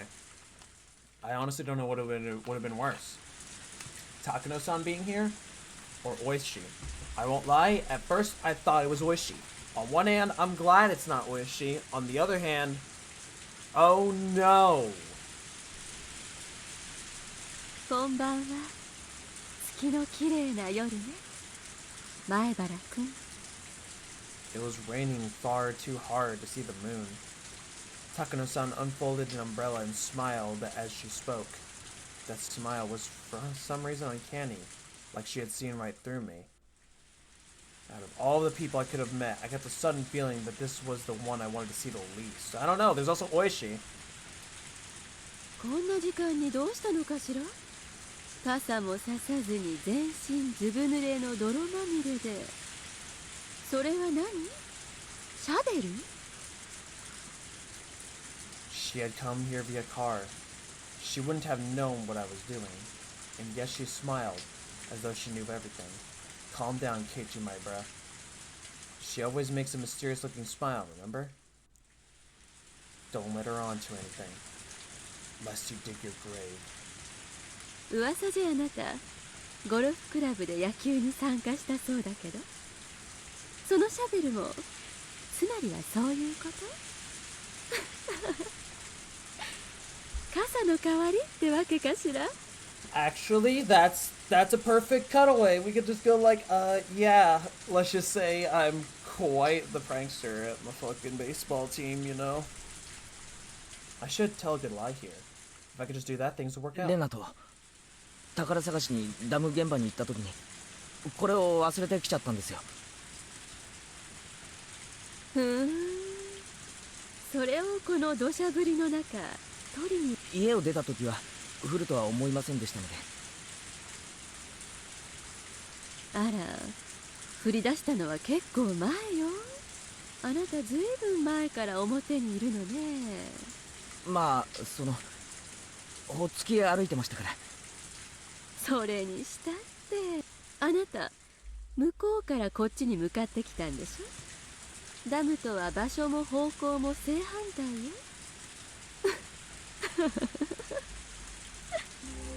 Takano-san was clearly aware of something extremely abnormal was happening to me. And as she played her little word game, she was enjoying driving me to the corner. Maybe she had a vague guess from the situation of what I've been doing. My timing really sucked. To run into her of all people, of all times. At the very end, I can only be frustrated at my terrible luck. I've done so much, and in the end was literally right around the corner. So why at the very end did I have to run into her of all people? What do you do, Keiichi Maibara? You're still holding something that could be a dangerous weapon. Will you silence Takano-san? Even if it would be simple to kill Takano-san, dealing with the car that she had come in afterwards would be an issue. I couldn't drive a car. It was a completely different being from a motorcycle. But even if the car was here, as long as there was no proof that I killed her, yes. In tonight's downpour, without any prior planning, all by coincidence, a hit and run. As long as I didn't drop any handkerchiefs with my initials on them, they wouldn't know that I killed her. A black flame quietly smoldered and raged at the core of my body. 怖い顔いじめすぎちゃったかしら。Takano-san started to laugh by herself and thankfully stopped talking about it. But these dark clouds in my mind wouldn't go away. それはそうと、いつまで自転車にまたがったまま地面に這いつくばってるつもり？ Oh, you know, I'm quite a fan of the ground actually. It's pretty nice down here. Please leave. そろそろどいてくれるかしら。 If I moved, she would leave. So I tried to get the bicycle up and out of the way, but then twisted my ankle in it when I fell over.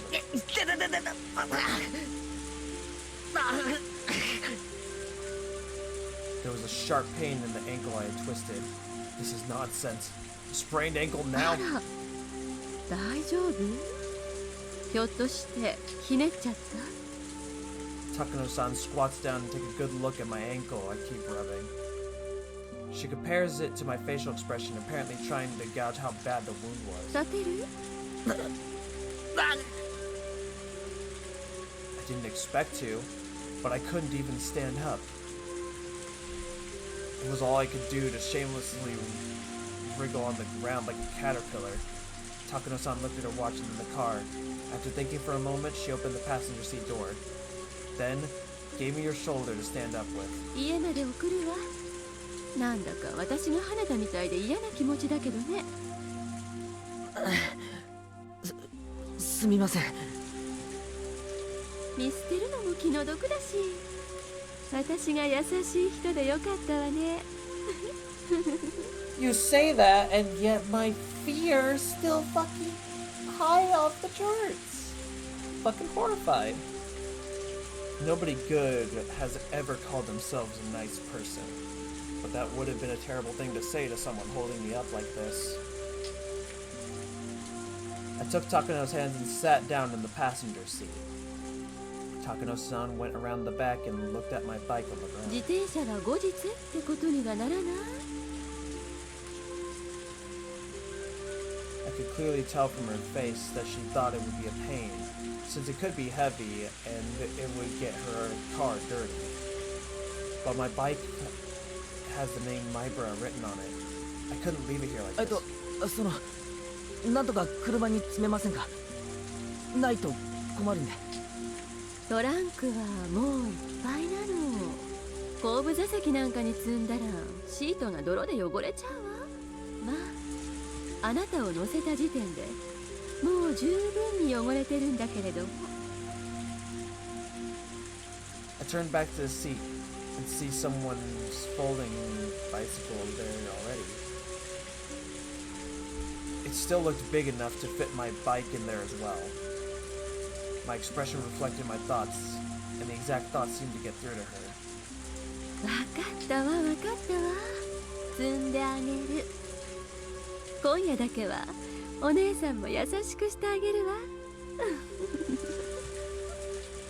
Takano-san continued with her mean jokes, but she didn't push my bike and load it into the back seat for me.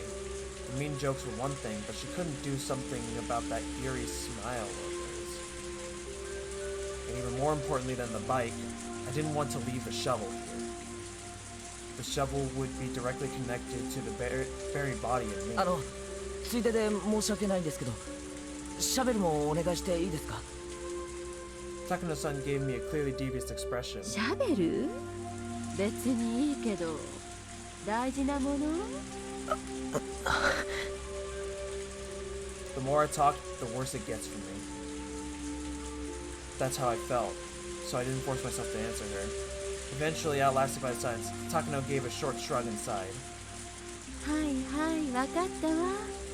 僕はシャベルがないと困っちゃうんでしょ。そんな怖い目しなくてもいいわよ。Does Takano know anything? That's the thing, I don't understand. I don't fucking understand. That's the thing. I don't trust this shit. Like, she's gonna do something fucking whack. I'm calling it here and now. I'm just gonna call it here and now. She's gonna do something fucking crazy, and I don't even know where else to go with that. Takano-san brought over the shovel that was laying in the middle of the road. I clenched it like I'd never let go of it again. Takano-san watched me with a puzzled look. じゃあ行くわよ。前原くんのお家ってあの前原屋敷でいいんでしょ？なんでみんなうちのことを前原屋敷って呼ぶんですか？だって現にお屋敷じゃない。 Really? I never thought of it as a mansion. It's big, yeah, but I never thought of it mansion big. お金持ちが羨ましいわ。 As she spoke, Takano-san pulled the handbrake and stepped on the gas. After making a skillful U-turn using the shoulder of the road, she steadily increased in speed. From the rearview mirror, that accursed place seemed to melt into the darkness. 慣れた？すみません。よく聞こえませんでした。今なんて？ Takano-san suddenly tried to say something to me, but thoughtlessly I didn't catch it. Looking ahead, Takano-san said the same thing one more time. したい。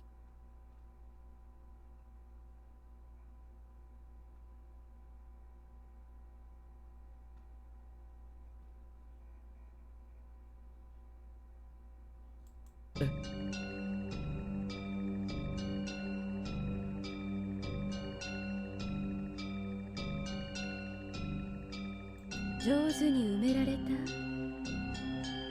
I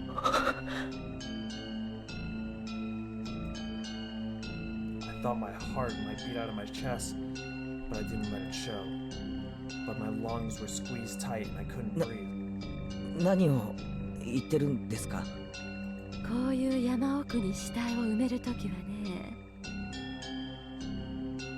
結構深く掘らないと野犬とかが匂いを嗅ぎつけて掘り返しちゃうことも多いのよ。野犬が加えてた人骨で事件が発覚。警察一帯を山狩りへなんて結構ないことじゃないのよ。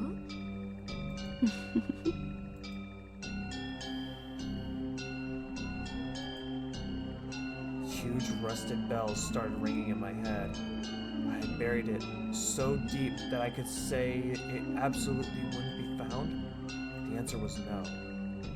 I was in such a rush to bury him and get it over with that I couldn't deny having the possibility of burying it too close to the surface. No, wait, that's not wait anyway. This woman, how does she know? She had just passed by here by a car on a coincidence.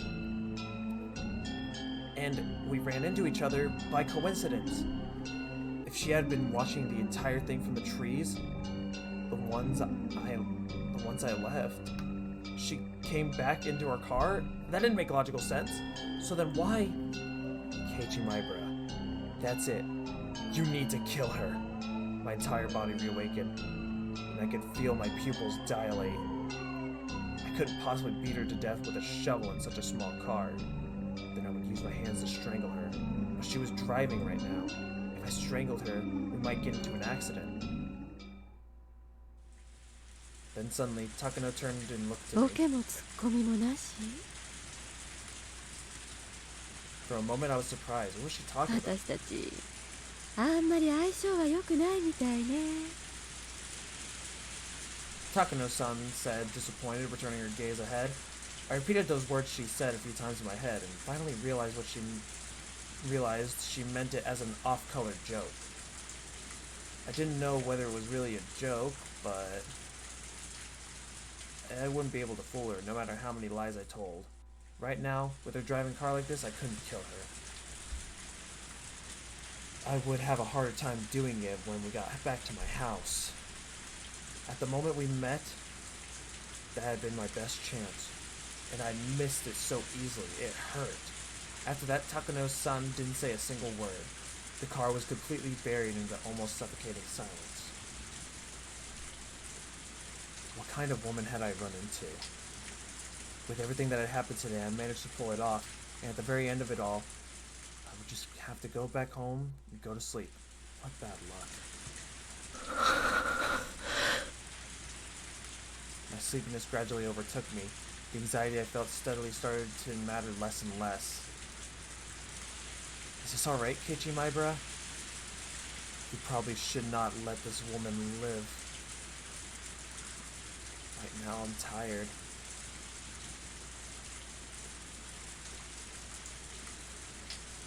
She stepped on the brakes, and I jerked against my seatbelt. That woke me up. I thought I must have fallen asleep by accident. I looked out the window, and there was a big building with faint lights on. It was really dark out, but I immediately knew it was my 今 house. ご家族を呼んでくるわね。少しの間だけど一人でお留守番できるかしら。バカにしないでください。それにほら、もう大丈夫です。一人で歩けますから。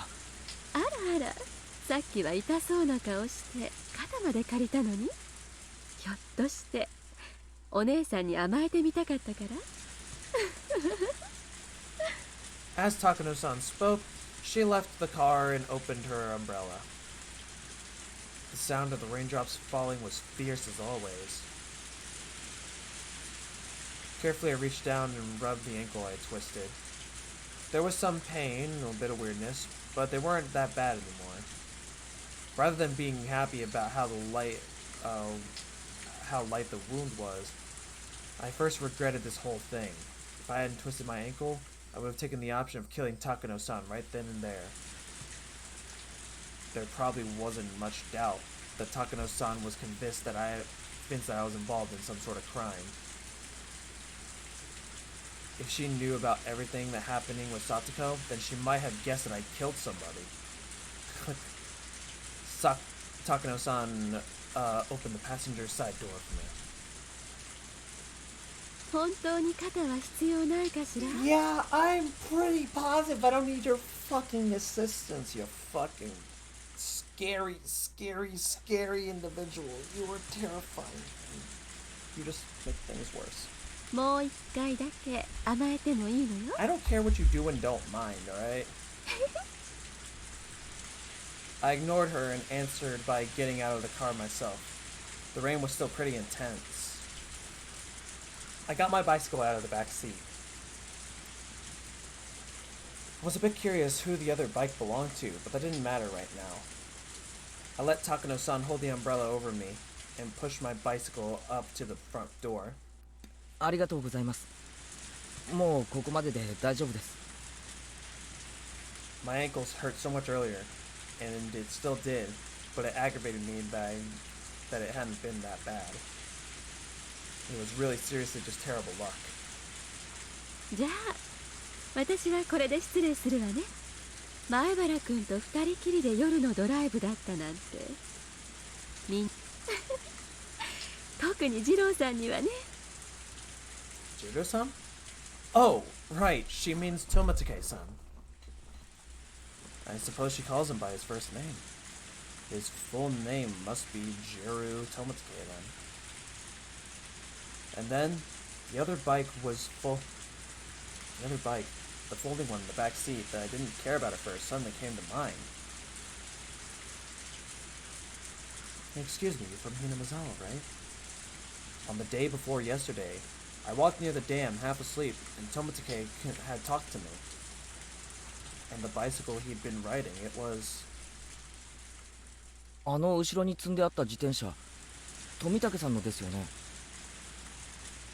Takano's eyes, I think they sharpened for a moment. どうしてそう思うのかしら？以前に会った時見てますから、フレームも特徴的でしたし。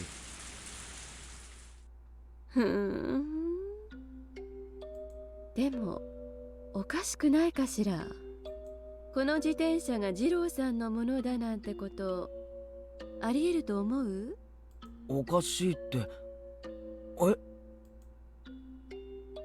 Takano-san, her hair elegantly fluttering, peers into my eyes. だってひなみ沢には民宿なんてないのよ。なら二郎さんは町に泊まっていることになるわよね。そうなんですか？まあ、そうならそうなんじゃないですか？町からひなみ沢まではとても歩いてなんか行き来できないわよね。バスだって走ってないし、せめて自転車くらいはなきゃね。She didn't need to tell me that. That's why Jiro-san was riding a bike. その二郎さんの自転車が私の車に積んであって、二郎さんは私の車に乗っていないなら、二郎さんはひなみ沢で自転車なしってことになっちゃうわ I よ。 mean, I guess you do raise a good point. Why am I agreeing with her? 二郎さんを放っておいて、自転車だけが私の車に積んである。 Why am I agreeing with her? I don't like that I'm agreeing with her. Oh no, this leaves a horrible, horrible taste in my mouth. Oh no. ありえないでしょ？ Maybe. As she spoke, Takano-san's eye made eyes like a hawk. Unfortunately, I didn't really understand. What was so odd? それの何がおかしいんですか？高野さんは富武さんとは仲がいいんですよね。何かのようで自転車を積んであげたって別におかしいことだとは思わないですけれど。 Oh my god, Keiichi. そうじゃないでしょ。つまりこのひなみ沢において二郎さんとその自転車がバラバラに存在することはありえないということなのよ。以上の理由からこの自転車が二郎さんのものであるわけがない。理解できたかしら？ Takano-san's roundabout way of talking was hard to comprehend.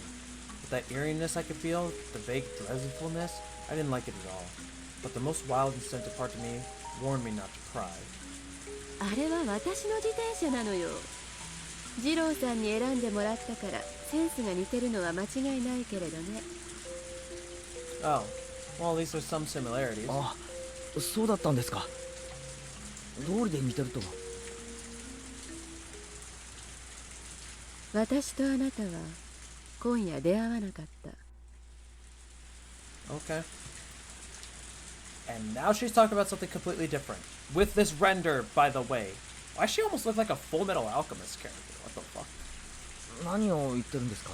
私とあなたは今夜出会わなかった。 I stayed here not knowing what to say, and Takano-san repeated her eerie... Yeah. 私とあなたは今夜出会私とあなたは出会わなかった。 Something cold and unpleasant crawled into my spine. I knew because I had killed a person with my own hands before. Before I came to the conclusion that the only chance I once had to beat this woman to death, to keep her quiet, and I couldn't hesitate, so I could tell that she arrived at the very same conclusion. My instincts warned me again. I wish I had never met this woman.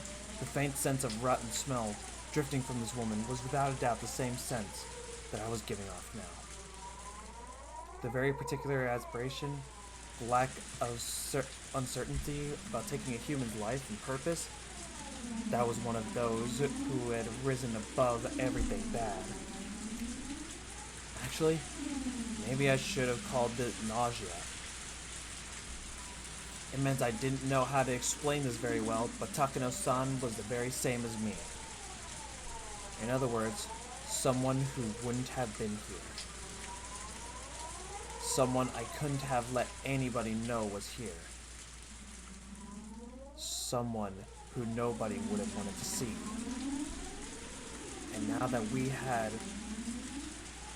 could calmly pretend as though we'd never met. Yes.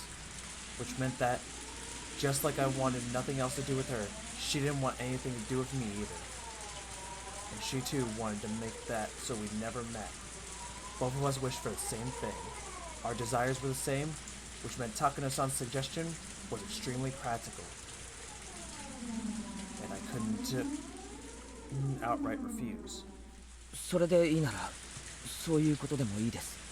俺と高野さんは今夜出会わなかった。そうよね。あなたにとってもその方がいいでしょうから。どうしてそう思うんですか。いちいちうるさいわね。それくらい自分で考えられないの、坊や。She cut me off with the word, boy. What the fuck? Right in front of my house. In the place most unsuited to killing. And yet, there was a frozen thirst for blood coming from both of us. I would be killed right here, right now. Yeah. And I should have definitely beaten her as we passed each other. A damp, greasy sweat broke out of my own body. That's fine. If you want me, you could come anytime. When I made up my mind, she shook her hair elegantly and turned to her heel. よかったわね。私が優しい人で。What was good? How? Because she was a kind person? Was that it? I didn't get it. Takano-san got into her car. We didn't exchange any words of parting. I had performed a massive feat of killing Satsuko's uncle, and yet I didn't feel any accomplishment. While the holy night of Oyashiro-sama's curse, on which taking another's life was allowed, on a terribly rainy night, when the demons wandered, as agents of Oyashiro-sama's will. The demons were never supposed to meet, but suddenly they did. The demons parted ways triumphantly. There was no reason for them to fight. Both their objectives had already been accomplished. With the rain hitting me like a waterfall, my eyes met with Takano-san through the car window. The female demon, her mouth twisted like a went to a distorted, fearless smile. It was too late to kill her. Far too late. The first moment we saw each other, had been my best chance. And now that we parted ways like this, I was accurately aware of it. I should not have let her live. She beeped her horn quickly. Then her car drove away into whatever. The one woman who knew what happened tonight disappeared into the dark. As long as she was alive, this night would never really end. Just get into an accident, I thought to myself. In this downpour, slip on some mud or something, and fly face first into a tree and die. That wasn't a delusion, a wild flight of fantasy. It was an earnest wish, yes. It was a command. Die. Die! And keep your mouth shut for eternity. Because I have no doubt you're wishing for me to die all the same. My curse upon her faded, as Takano's son's tail lights disappeared into the utter darkness. Her car's lights were completely out of sight now. Even the sound of the engine faded into the sound of the heavy rain, and it was inaudible now. I, too, turned on my heel. To draw the curtains of this insane night, to open my front door and end it all, I began walking towards the front door. I was covered in mud, and I made quite the squishing sound every step I took. Don't worry, Keiichi. She'll die. Her end will be as miserable as she is. I'll throw her into some flames alive and let her dance until she's burned into a crisp. I'll burn her to ashes in the fires of hell until she is roasted as much as she deserves. そう願うぜ。本気でな。Huh? Just now, I hadn't taken a step, and yet a footstep? Without emotion, I turned around. If there was a footprint that wasn't my own, then it was obvious someone else was behind me. Was someone else there? I was sick of this. Whoever it was, I was sick of everything tonight. This time I would kill them. I would kill them without a second thought. I wouldn't hesitate to turn around and dig another hole. But fortunately, there was nobody there. I wasn't gonna have to kill any more people tonight. This night, I couldn't handle any more of it. Even if I heard an extra footstep each time I stopped, I put it down to me to just being tired.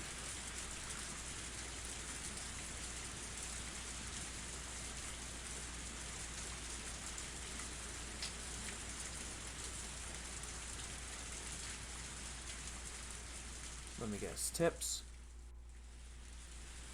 Fire from hell and the victim of the 5th year. Oh shit. Oh shit. Oh shit. Oh shit. What have we done? Oh, what have we done? What have we done? I just twisted the model's neck. Holy fuck. Alright, fire from hell.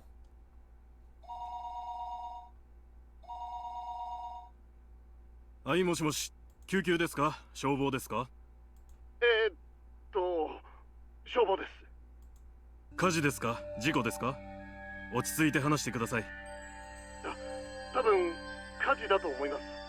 こちらは中部高速の柿内サービスエリアなんですけどね。裏の山からなんだかすっごい火と煙が上がってるのが見えるんですよ。あんなところ誰も立ち入らないからなんで火がついてるのかよくわかんないですけど、とにかく連絡した方がいいと思って。山火事にならないとも限らないし。わかりました。すぐに現場を確認しますので、そちら様のお名前とすぐに連絡のつく電話番号、それから火災現場の詳細な場所をお願いします。消防司令部より通達。G ブロック西側山斜面にて不審火の通報あり。Blank Mountain, huh? 街道から離れていることからカップルの焚き火か不法投棄のゴミに放火したかの可能性があります。現場は深い森林地帯。周辺に民家はないが延焼の可能性あり。直ちに現場を確認されたし。消防署ですか。こちらは G ブロック第3消防分隊です。通報の現場にさっき到着。ドラム缶が一つ山中に放棄され炎上しているのを確認しました。火は鎮火しつつあり延焼の可能性はなしで、そのドラム缶の中に多分 Oh, 人じゃない fuck かと思うん no. です。人らしきものが灯油か何かで焼かれたという感じで、その警察の人にも連絡した方がいいんじゃないかと思いまして。間違いねえよ。これ人だよ。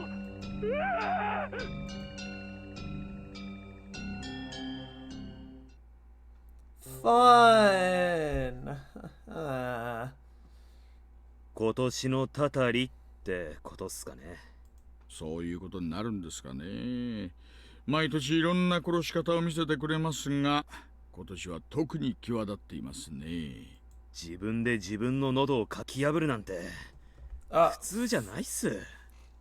あとは鑑識のじい様に任せましょう。きっと何かの怪しげな薬物を検出してくれるに違いありません。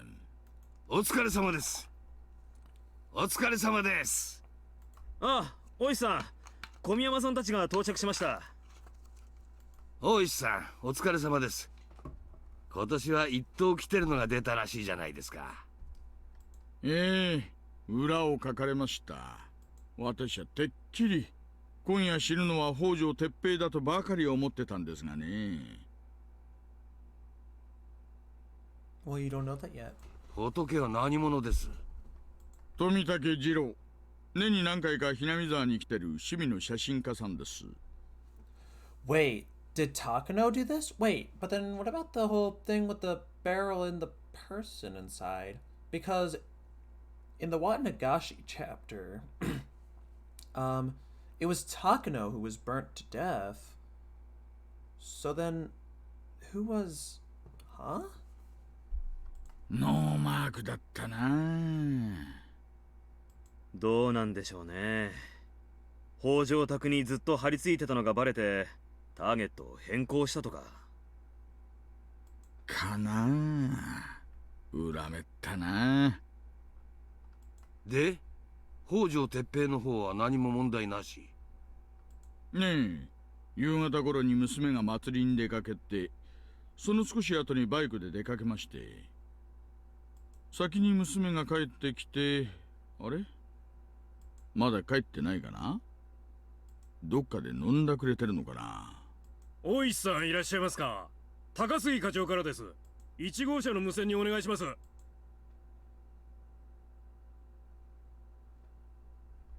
Fucking hell. Alright, we're on chapter 11 now.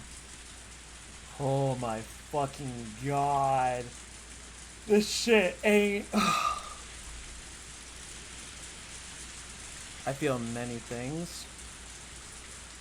I feel so many things. I don't know where to start, honestly. Like, holy goddamn shit.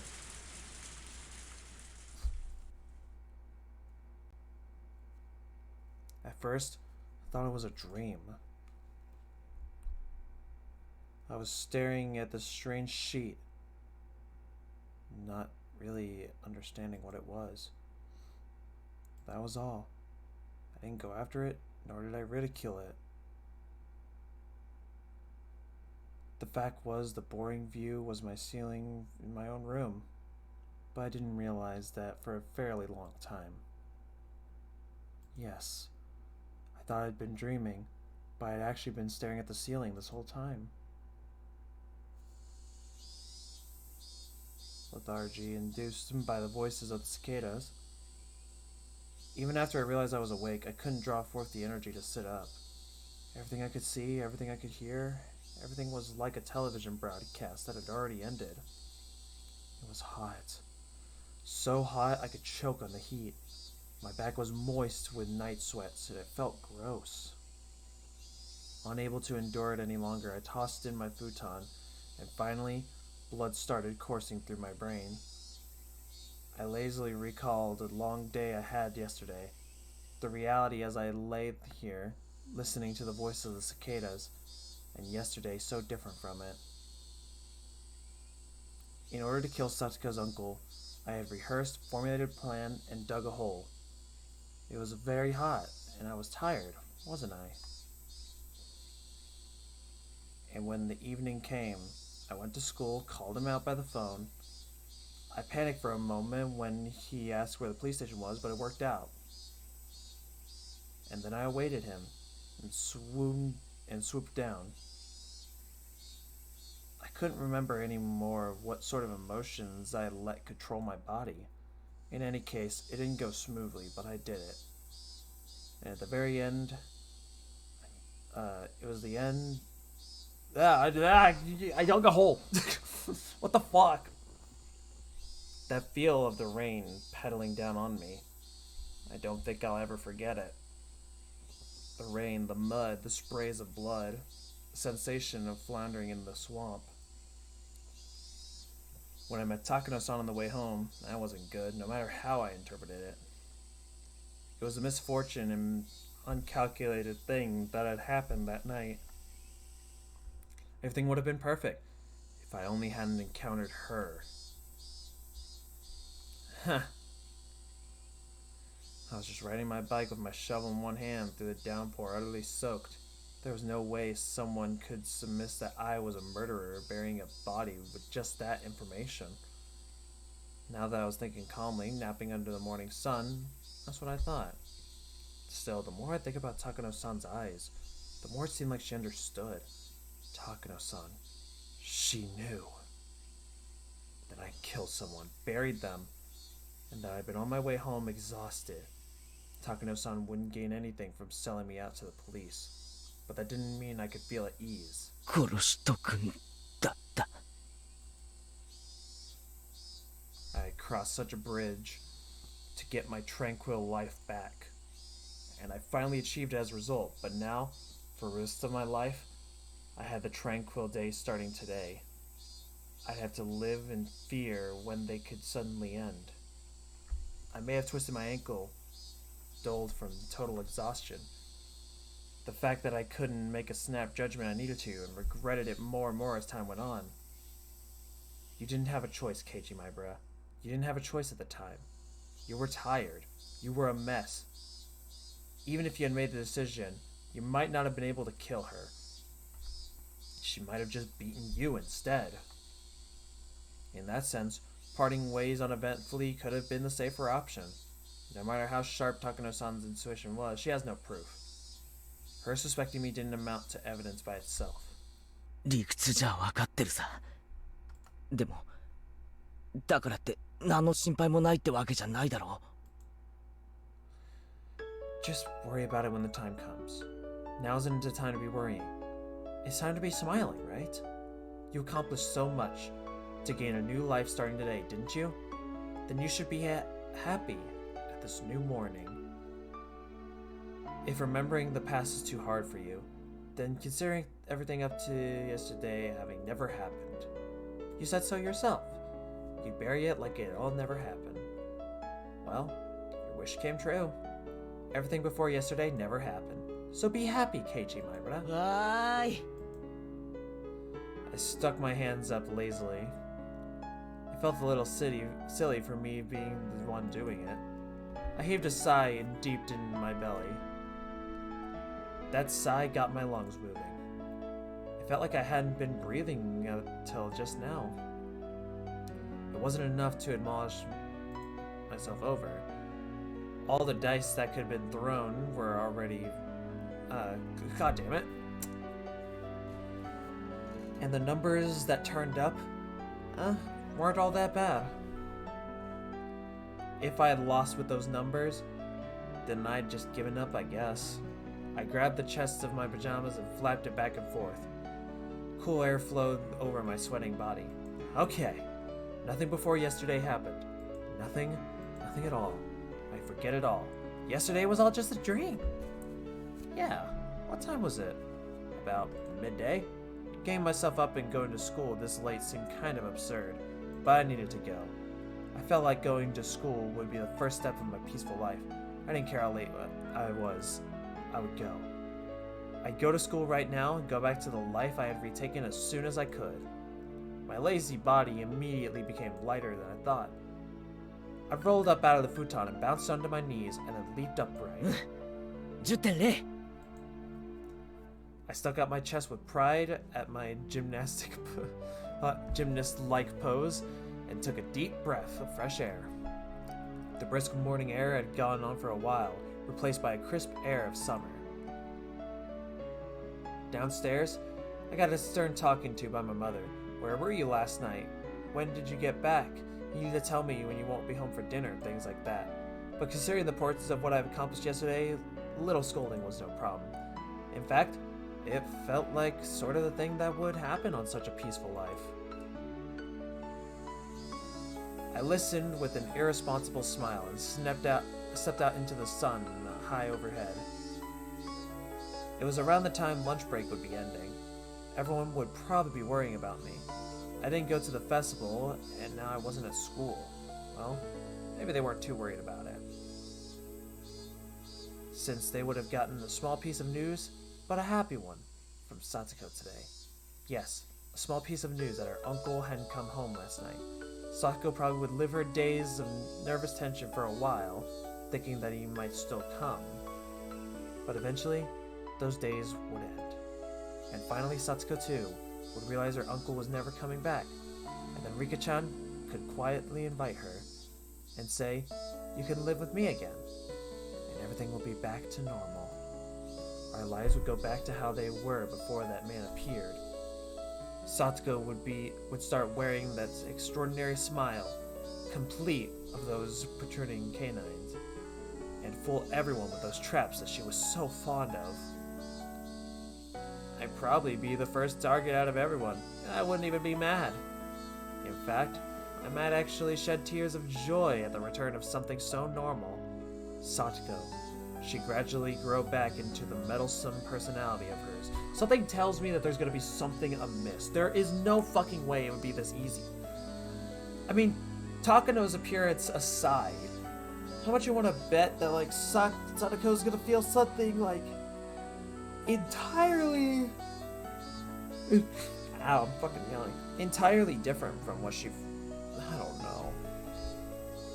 I wondered if I'd ever be a match for Satsuko. I don't know, dude. Probably not, honest to God. Honest to God. But that would be such a pleasant thing to see too. And with such warm, fuzzy predictions, I didn't feel bad for going to school so late. In fact, I wanted to run there now to get there as soon as I could. Instead, I decided to savor the peacefulness of going to school like normal without running. The world I have attained for myself that gave me joy just by walking like this? Yes. The world beginning on this very day was something I had won. Without that monumental feat yesterday, I would have never been able to come to school today cheerful like this. Man, how about that? The school gate came into sight. Oh boy. Fun. Just then, I heard the principal ringing the bell to mark the end of lunch break. It was a clear, refreshing sound. I stopped despite myself and let myself take it in. Tap. I was stopped suddenly, so there was an extra footstep. With a noise, the blissfulness I was feeling throughout my whole body withdrew into every pore I could find. As if to replace it, it felt like hundreds of hairy caterpillars were climbing up to my feet. I turned back, but of course nobody was there. A single footstep could easily be my imagination, but the footstep felt so ominous. An extra footstep I had heard after seeing Takano left off after night. With everything that had happened on that same night, I didn't mind something like that happening once. It had been one hell of a night after all. In fact, Just having one hallucination was pretty fortunate, but those footsteps should have ended with yesterday. So if I heard him again today, there was really only one thing that could have meant. Last night still wasn't over. It was still going. Still. The insane night. Forever. The step I heard, just one extra footstep, was quietly ridiculing the nonsensical notion that the world starting today was completely different from the one that ended yesterday. My classmates playing all in the schoolyard all vanished like the tide going out.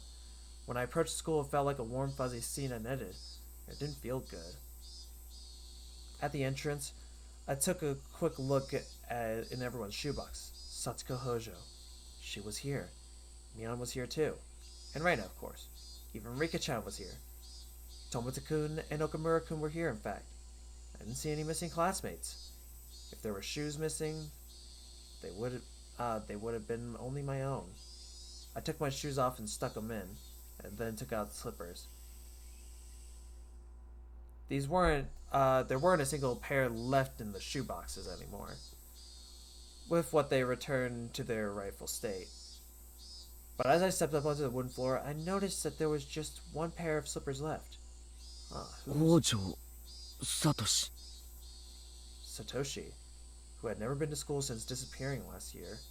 Until now, we had committed the exact same act of violence. But I guess in the very end it was differently. You couldn't make it to school, but here I am. I didn't repeat the same mistake Miyu made. I wasn't about to let myself feel superior about that. In fact, I felt an odd sense of familiarity with them. A misfortunate bond with someone I'd never met due to following the same fate. I headed down the hallway towards the usual classroom. It felt like it had been a whole year since coming here. Hey, did you forget, Keiichi, my bruh? Satoshi Hojo didn't really disappear on the night of the Watanagashi, didn't he? Satoshi Hojo disappeared a few days later. On Satsuko's birthday, if I was right. I didn't know what day that was. But I couldn't say for sure that I've avoided Satoshi's failure unless I remained here that past day. I was still living in the night of insanity. The teacher still hadn't come to the classroom. The other door clattered open, the one the teacher wouldn't use, so everyone turned to see who had arrived. Everyone looked pretty vacant. Suppose I'll greet them. Ohayo, Shokun. 出迎えご苦労であるぞよ。Silence. When I started to think I had fallen flat, someone finally started laughing for me. おはよう、ケイちゃん。今朝も飛ばしてるね。飛ばしてるね。 Okay, I don't like this. I don't like this. I don't like this. ケイチくん、まだお祭り気分が抜けてないのかもしれない。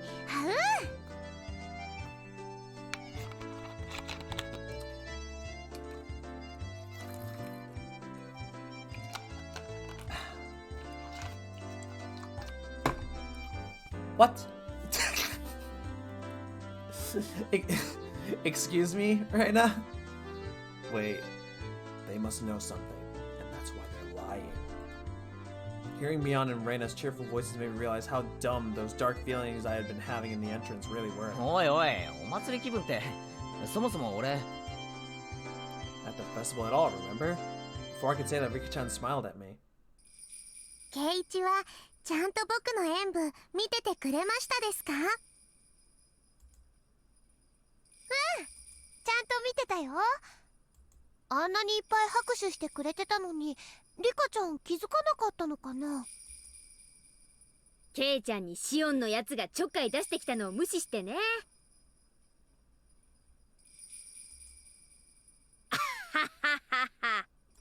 シオン、ざまあなかった。いい気分。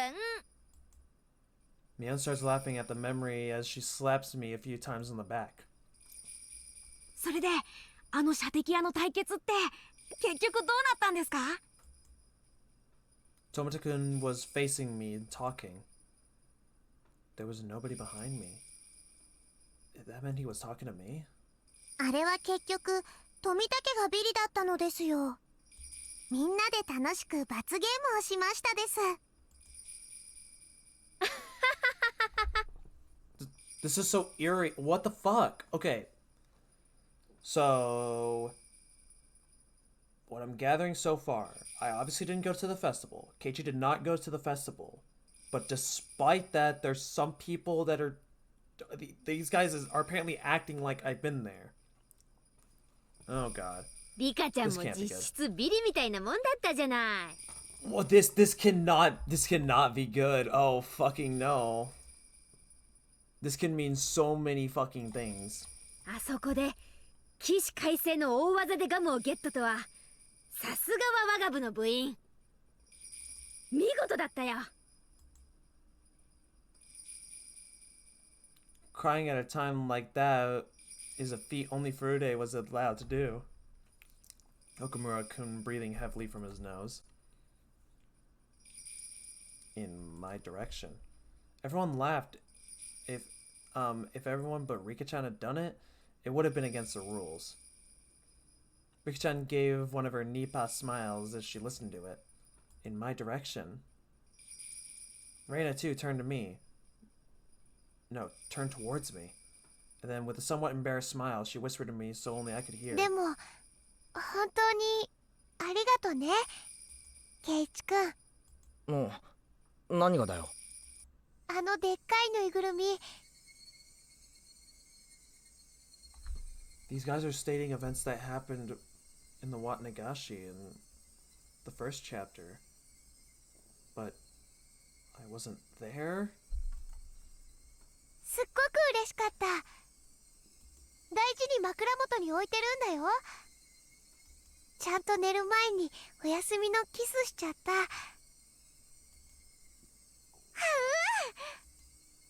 The class laughed at that cheering and jeering. This whole time, the conversation had been a little off. I wasn't quite getting it. ぬいぐるみがどうしたって？どうしたって、昨日のお祭りでみんなで頑張って落としたよ。でっかいぬいぐるみ。でっかいぬいぐるみ。Reina seemed taken aback, but when she answered it, she did it with a smile. なかなか倒せないから額を狙ったり素早く何発も撃ったりしていろいろと試したんだよね。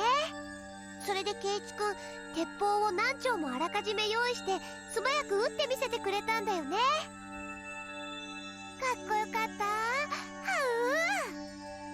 Wait, who was this? あの後の飲み会でさ、町内会の会長連中にもケイちゃんの評判すごく良かったんだよ。ケイちゃんの売り工場に惚れたって騒いでたのは子供会の君吉徳蔵会長だったかな。次の祭りではぜひケイちゃんに何店舗か任せたいって言ってた。 What the fuck? What the fuck? 徳蔵はお祭りの実行委員会の模擬店部長さんなのです。 Okay, I have my theory, but I'm going to keep it to myself for now. Maibara-san is great at making things sound good, isn't he? Yep, whenever he talks about something, it seems a lot better than it actually is. You can't say that. ケイチ君って売り子さんの才能があるんだね。きっとバナナの叩き売りとかやったら上手だと思うよ。さっきから何の話だよ。だいたい俺 I didn't go to the festival in the first place. I swallowed those words. I didn't know exactly why, but in Hinamazawa, this is what had happened. Yesterday during the Watnagashi festival, Keiichi Maibara had appeared. And he had romped about how with all the usual members of his club. He made a big scene in a few stalls, snatched a few sticks of takoyaki, and okonomiyaki.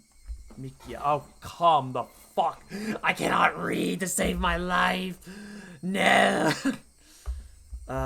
Anyways, in his glee, rating each and every one of them as delicious or terrible to get everybody excited. and they see a gigantic stuffed animal at the target practice game, and everyone went after it. Then I got a whole bunch of court guns and started firing them in rapid succession, throwing each and every one of them away after using it. And admirably, I shot down the biggest stuffed animal there. And I'd given the stuffed animal as proof of my victory to Reina as a gift. And then our fun day came to a close, and we went to go see Rika-chan's offertory dance. There was a ton of people squeezed in there, and we all got separated, but we managed to get into good positions to cheer Rika-chan from. Then in the middle, Shion came up and asked me to go hang out with her instead of watching the dedication dance. I refused, and stayed put, watching the dance until the very end. Because that sounds like something that would have happened in the Watanagashi chapter if we did not go with Shion, but still. But who? Who was that? Well, everyone's saying it, haven't they? Keiichi Maibara.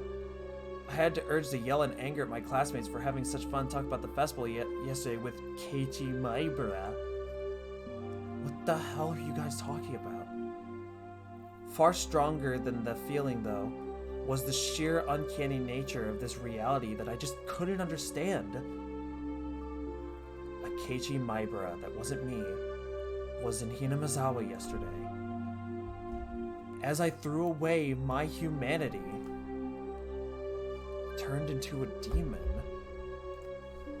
and was busy beating Satoko's uncle to death. I was having a great time at the festival tonight. Or last night, sorry.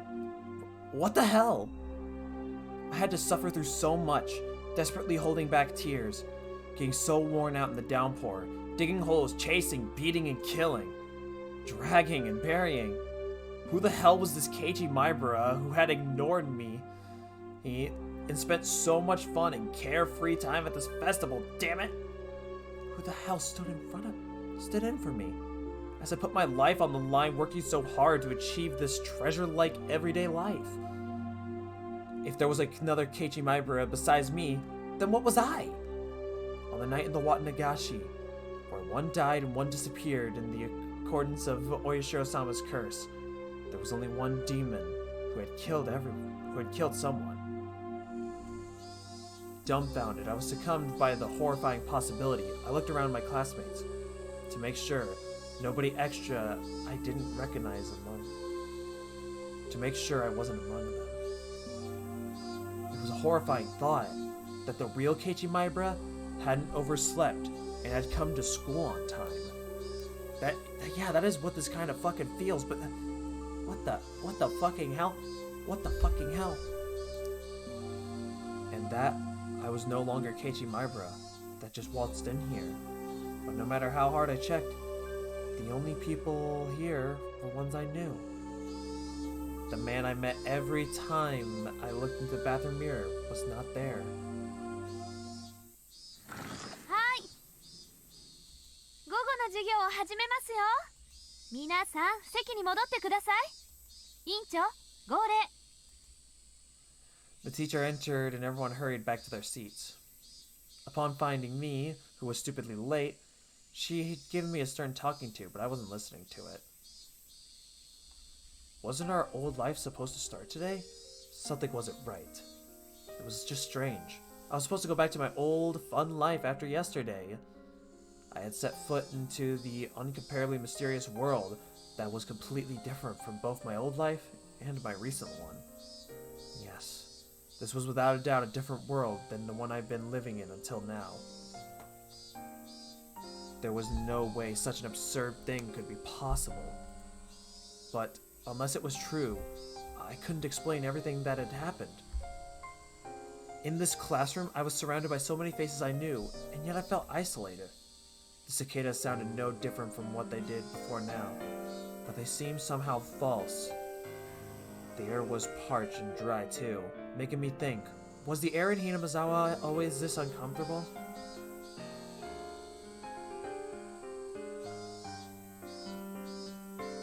Oi, Lena. 何かな？授業中なんだよ。昨日の祭りだけどさ、俺いつ頃みんなと合流したっけ？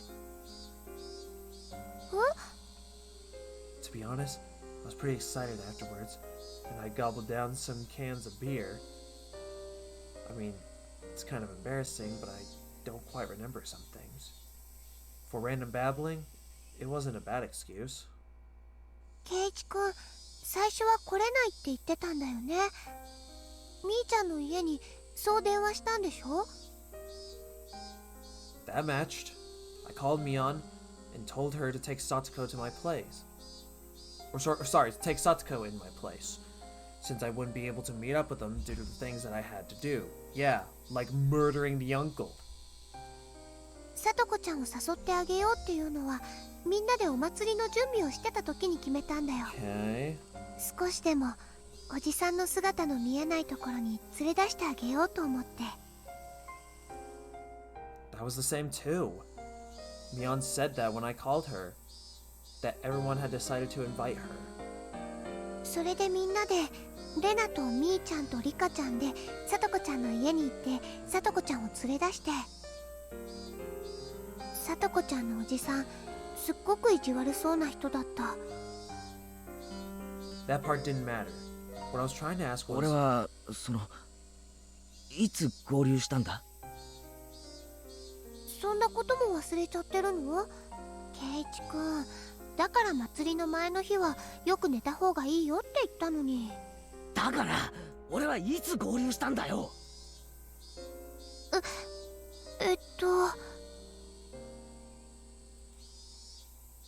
A sudden threatening demand, Reina was at a loss for words. Oops, I shouldn't have rushed that. I told her I was sorry. 境内でだよ。ひょっこりとリカちゃんと話してたじゃない。うん、巫女さん姿のリカちゃんと楽しそうに話してた。それでレナも加わって「はう、お持ち帰り」って。リカちゃんと話してたのか？ケイちゃん、用事か何かがあったんじゃないって私が聞いたらさ、ケイちゃん胸を叩きながら自分で言ったじゃないのよ。用事なんかより祭りで大暴れする方が大切だぜって。I mean, this wasn't just a silly errand. I kind of went out and fucking murked someone. That's not something I'd call a silly errand. I didn't say that. I never said anything like that. I never even went to the shrine grounds yesterday to begin with. I never had the time to stop by a place like that. I went to dig a hole as soon as I woke up. I had a pretty hard time doing it. After that, I snuck into the school and made a call. I called him out and lay in wait. And then, it started raining really hard. With all that kind of downpour, the festival would have come to a halt. In other words, it ended them. From the time to the festival started when it ended, it would have been impossible for me to have swung by the shrine grounds. I was already there when Mion and the others dragged Satsuko out and brought her to the shrine, and I was talking to Rika-chan. Then, where would Rika-chan say we met? The teacher went out and washed her hands, so I rushed over to Rika's desk and asked her directly. 圭一とですか？ああ、リカちゃんはミオンたちが来る前から俺と話してたんだろ？いつ俺に会ったんだ？いつどこでだよ？圭一が何を聞きたいのかわからないのです。俺昨日寝不足で半分頭がぼーっとなっててさ、何も覚えてないんだよ。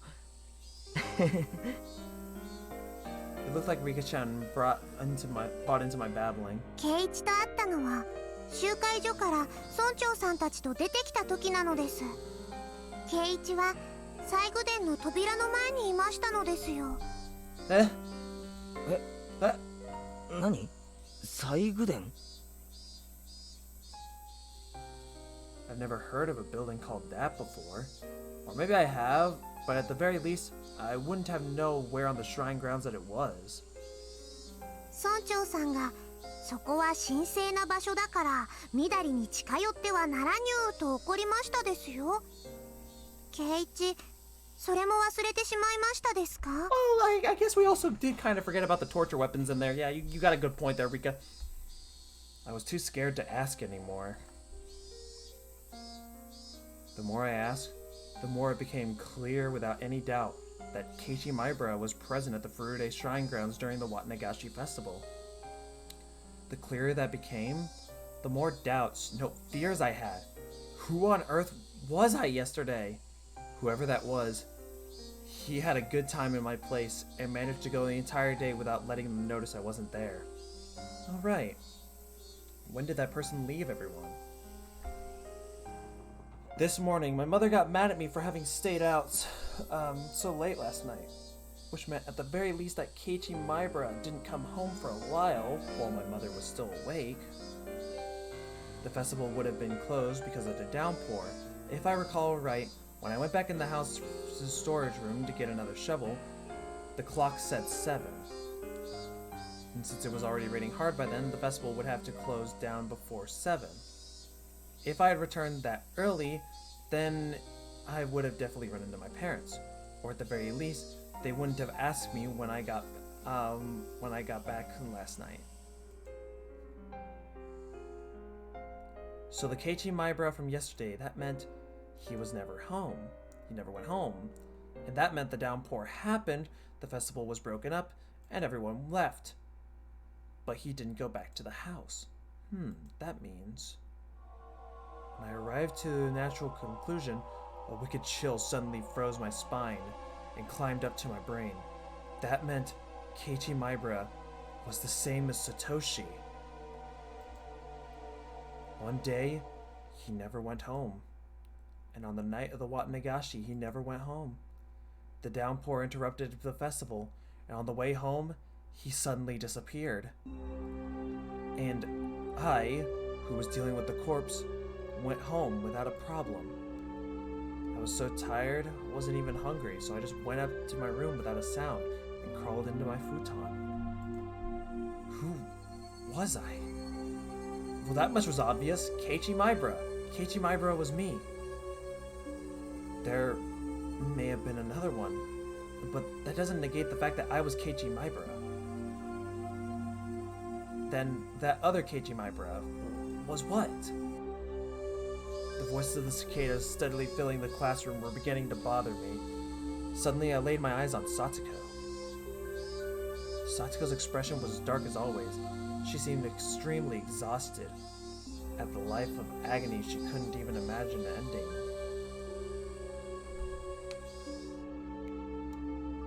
What had last night been like for Satsuko? Did she have fun with everyone and feel a little bit happier, even for a moment? And when she went home, the end of her dream, she had probably gone to sleep afraid of when her uncle would return. And then this morning, her uncle hadn't come home. And then she went to school. Right now, she must have been still trapped by a rotten idea from which she couldn't be saved, that her uncle would need her when she got back. But you can rest easy now, Satsuko. Your uncle won't ever be coming back. I couldn't tell her it because I killed him. When Satsuko realized on her own that her uncle would never return, then it would truly be the end of a long, insane night. That's right. I didn't do anything wrong. I did the best possible thing I could. Best I could as Satsuko's Nini. Not an atom in my body regretted it. And look, calm down and think, Keiichi Maibara. From a certain point of view, isn't it convenient that there was another Keiichi Maibara? I buried the corpse perfectly. A beginning didn't happen. But the worst came to worst got out, and the investigation got to me. Now I had a strong alibi, able to profess the fact that I had been at the Watanagashi festival. But accepting something so creepy and using it for an alibi, still, if I had proved I hadn't gone to the festival yesterday, it would do no good and a whole lot of harm. That was what left a really actually bad aftertaste. You'll forget about it, Keiichi Maibara. Everything that happened before today. So just forget about the Keiichi Maibara who was there yesterday too. Instead, let's watch gently over Satsuko. For the day her smile returns. the day that would mark the end of the insane, all too long night. Let us hope so. Let us fucking hope so. それでは今日はこれで終わりです。 I'm in hell. 皆さん、寄り道をしないでちゃんとお家へ帰るんですよ。 Let's talk to Satoko. Can we please? Can I want to talk to fucking Satoko. Oh hi Aaron, what's up? I'm in hell. I'm in hell. I'm in hell. 委員長、号令。起立。Oh. I thought about many things, and saw my thoughts dispersed by many other things. I didn't know whether or not that time that I spent worrying or daydreaming, but either way, it all came to an end along with class.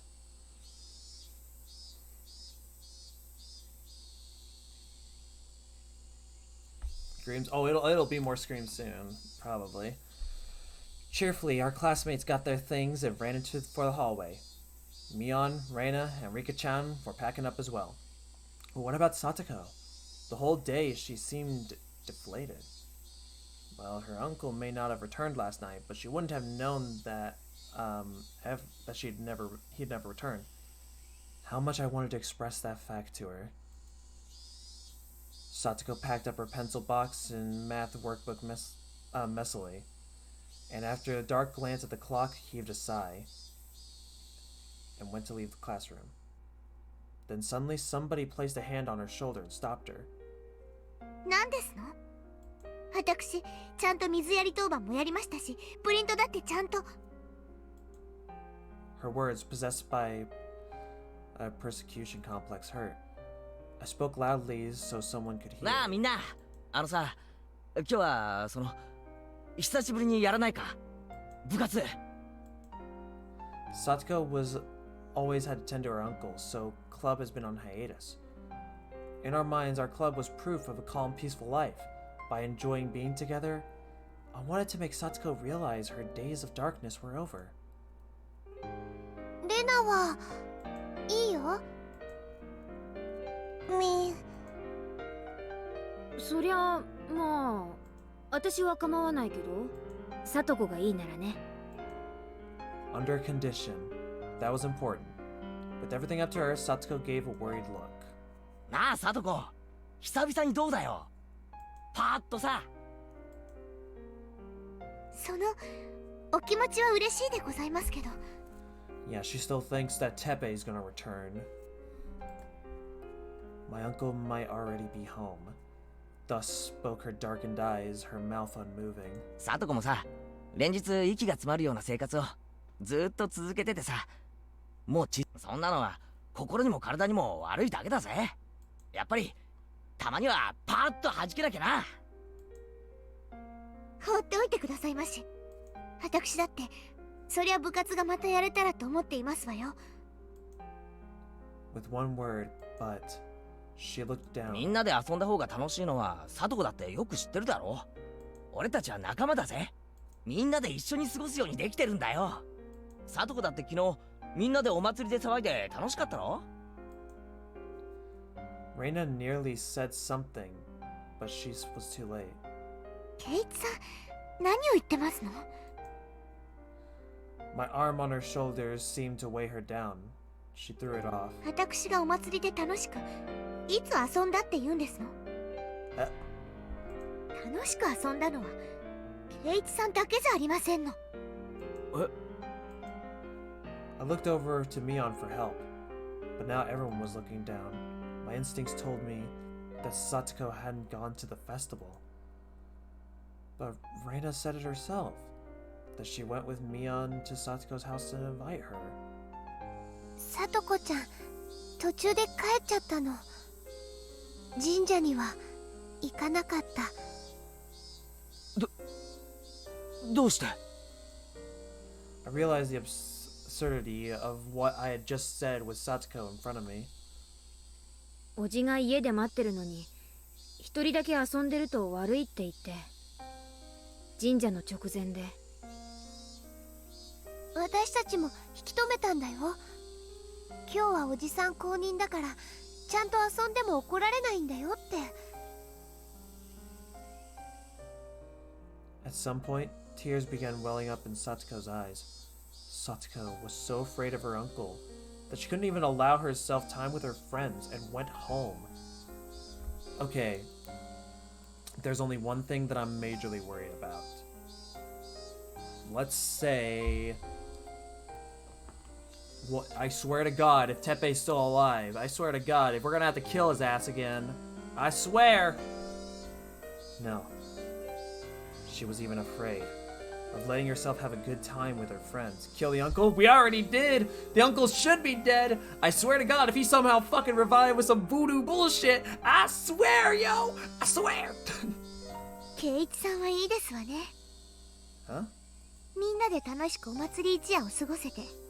聞けば大層盛り上がって大活躍だったそうじゃないですの。Oh, if we have to kill him again, we'll kill him again. Don't you worry. Don't you fucking worry. Anything for Satsuko. Anything for little sister. お羨ましいことですわ。 Smiling to herself, her tears began to fall. 私には養わなければならない叔父がいますの。圭一さんみたいにご両親にのんびり養ってもらってる人とはわけが違いますですのよ。聡子。楽しくお祭りが過ごせてよかったですわね。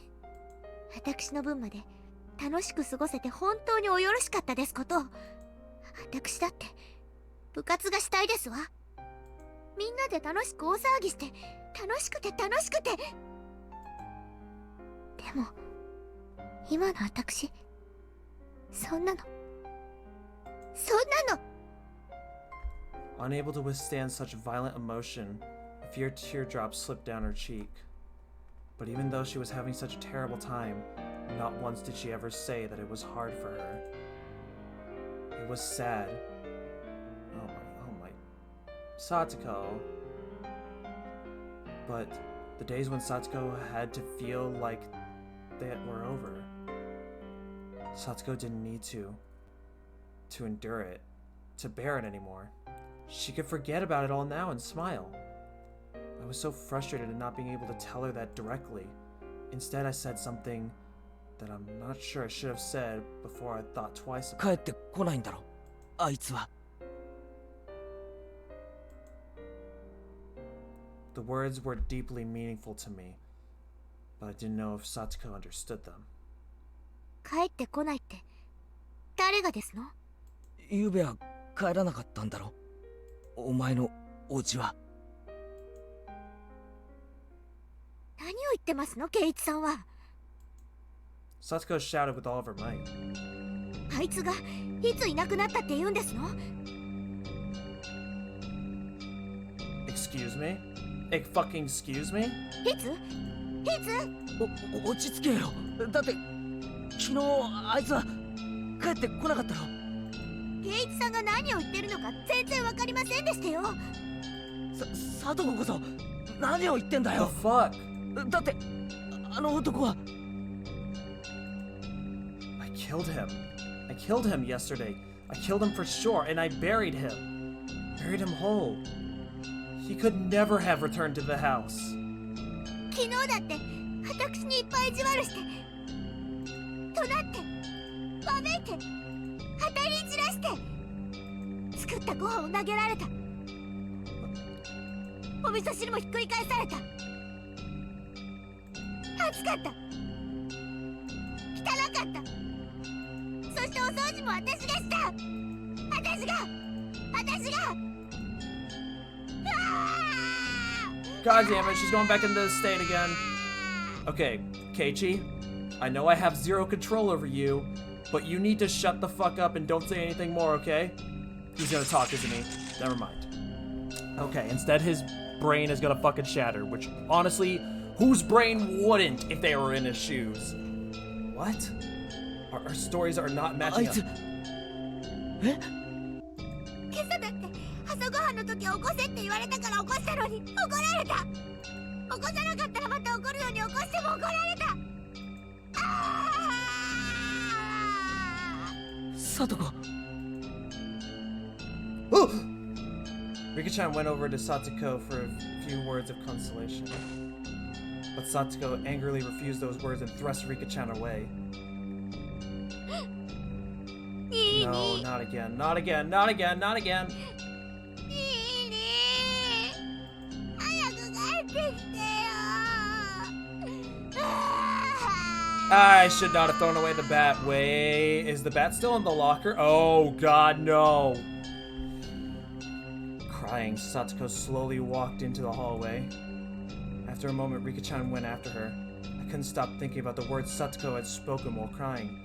I buried her uncle last night. But what she said this morning...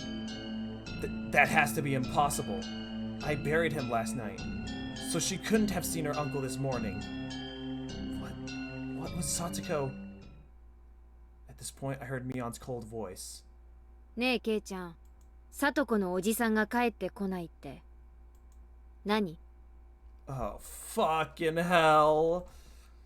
I said too much. I let my emotions get the better of me. レナも聞いたよ。サトコちゃんのおじさんが帰ってこないって言った。どうして？なんで帰ってこないの？おかしいよね。だって今朝もちゃんとサトコちゃんのおじさんはいるんだよ。なのになんで帰ってこないなんて言うのかな。Are we really in some, like, other world or some shit? What the fuck is going on? ケイちゃん、言ってることがさっきから変。Are they both gonna do the light out of their eyes thing? Suddenly, Mion and Reina started to speak in strange and creepy voices. What were they doing? What were they saying? ケイちゃんはサトコのおじさんがいると何か都合が悪いことでもあるわけ？お前らこそ何を言ってるんだ。サトコのおじなんかいない方がいいに決まってるだろうが。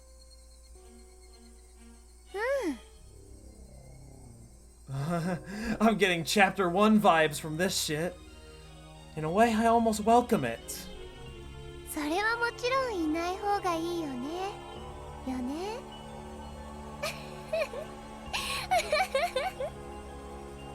Something wasn't right. The next thing I knew, Mion and Reina were smiling thinly, and their eyes were dark and muddy. The way that I've never seen before. Well, technically, Kay, we have seen this before. And if anything, you've technically seen Reina like this. Mion, not in this chapter. Okay, wait. We're not in like, what the fuck? When our eyes met, the mud became filled to thin. Oh my god. サトコのおじは確かに嫌なやつだよね。私もいなくなった方がいいやつだと思うよ。でもさ、仕方ないじゃない。Nothing we can do? Something's wrong. Something is clearly fucking wrong here. What the hell is happening? After a moment, a chilly liquid feeling, as though my blood had been mixed with sherbet. Wait, sure. Is it sherbet? No, what the fuck? I'm so sorry, I can't read. I'm fucking stupid. Anyways, it crawled up on my spine. 仕方ないって。そりゃ仕方ないけど、でもそれじゃサトコが。仕方がなければどうするのかな。Why did the light come back in your eyes? Why did you two have the light gone for like just like a couple of like seconds only to immediately revert? No. Ugh. Reina was trying to prompt me to say more. There's really no choice. So I killed him. I killed him to protect Satoko. それは。Oh God. 放っておきなよ。そのうち解決しちゃうと思うしさ。サトコちゃんがおじさんがいるって言ってるんだからいる。ちゃんと昨日もいたし、今朝もいる。Why you guys look so chill about this? Have you not forgotten the shit that... そうならそうでいいんじゃないかな。Mion and Reina were speaking unbelievably dismissively. How could they be talking like that? Mion and Reina, they were my friends. They were so seriously worried about Satoko's abuse. Were they not? Had they tried to kill him but failed? You see, it's hard to explain. In chapter 1, Reina and Mion had tried to kill us, but Keiichi ended up killing them, and Keiichi ended up dying to the weird drug shit that made him scratch his own throat out. But chapter 2 started as if none of that shit ever happened, and started off a new story to where this time it was only Mion who was kind of crazy. But Shion was also involved with it too, somewhat. And then in chapter 3, it seemed like it was taking place after some events of chapter 2, only the difference being if we didn't fuck shit up with Mion. But now, I'm getting like vibes that we're in some sort of like time lapse thing where we're in chapter 1, but there's still so much shit different because we have the knowledge of the shit in the current chapter we're reading, which is chapter 3. So like, I don't get it. And it still makes me wonder, is Keiichi gonna get murdered in this chapter again, or is he gonna I don't know. They would never blurt out something like this. And I definitely killed Satsuko's uncle. No matter what Satsuko or anyone else says, I wouldn't acknowledge it, because him being alive was impossible. There's no way he was fucking alive. It was impossible. And yet, since Satsuko herself said that he was there, and then he was still alive, I didn't know why or how, but suddenly Mion and Reina were at my sides, standing there silently. 帰ろうよ、ケイちゃん。No! No! 帰ったらね、今日は久しぶりにレナ、宝探しに行くつもりなんだ。No! みーちゃんも来るんだよ。ケイちゃんも一緒に行こう。Why?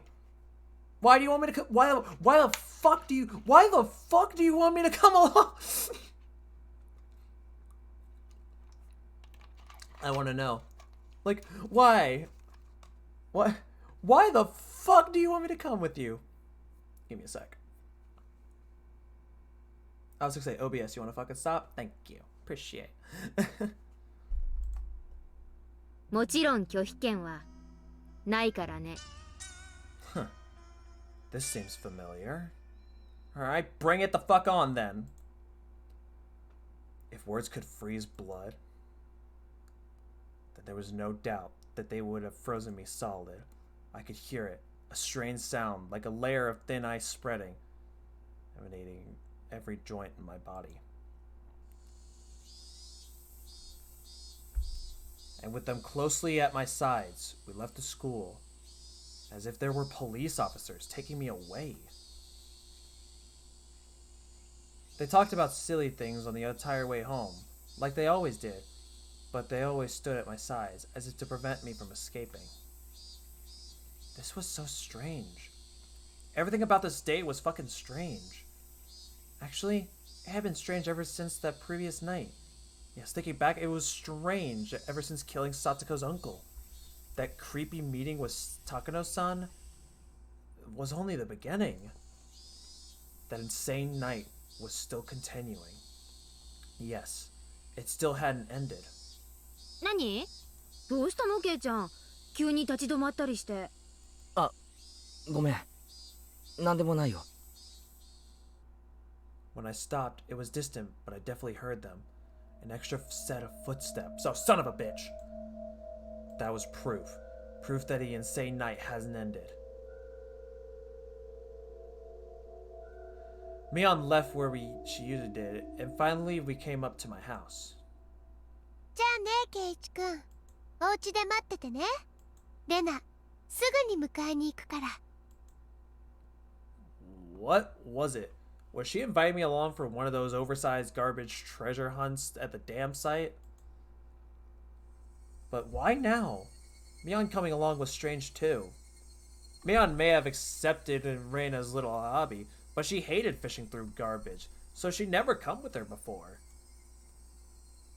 And the location specifically being the dam site, that itself was creepy. The dam construction site was completely outside of the flow of the everyday life. It was so remote that no one ever went there unless they thought to in particular. Nobody lived there, there were no lights, So at night, it got very dark very quickly. I was being forcibly invited there. There was no reason I had to fear Reina and Mion. Besides, wouldn't the trouble I'd make by refusing them be a pain to deal with?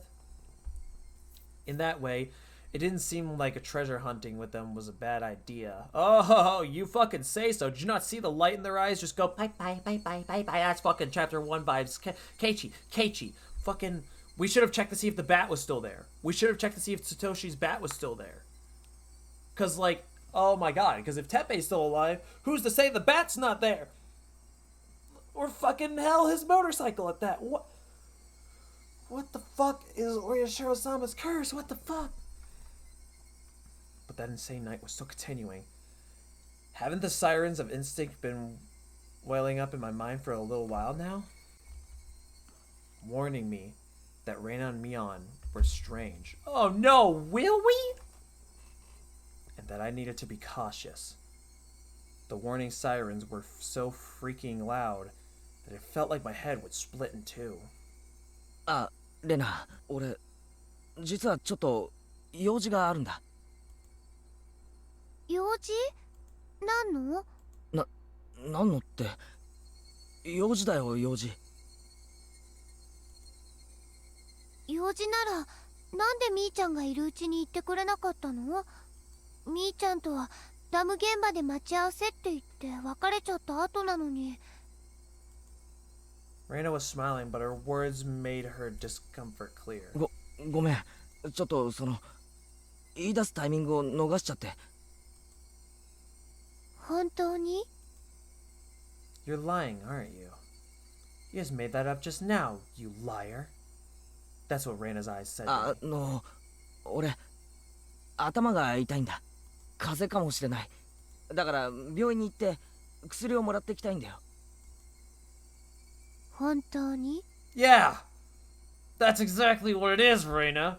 You got a problem with that? That wasn't really a lie. My head did hurt a little bit, so I wasn't naturally lying. Reina, she couldn't figure out if my head hurt or not, just by looking at it. なら仕方ないね。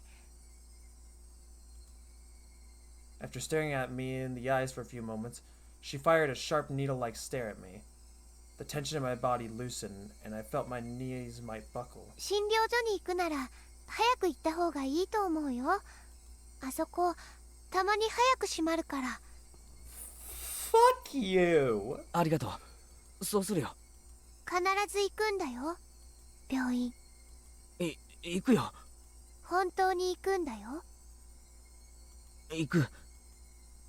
It seemed like Reina realized that I was going to refuse her invitation for a while now. With how serious she looks, she might actually call the clinic later to make sure I went. I couldn't say anything too careless. Lying about getting checked out was just an excuse to decline her request in the first place. It didn't matter whether I actually went.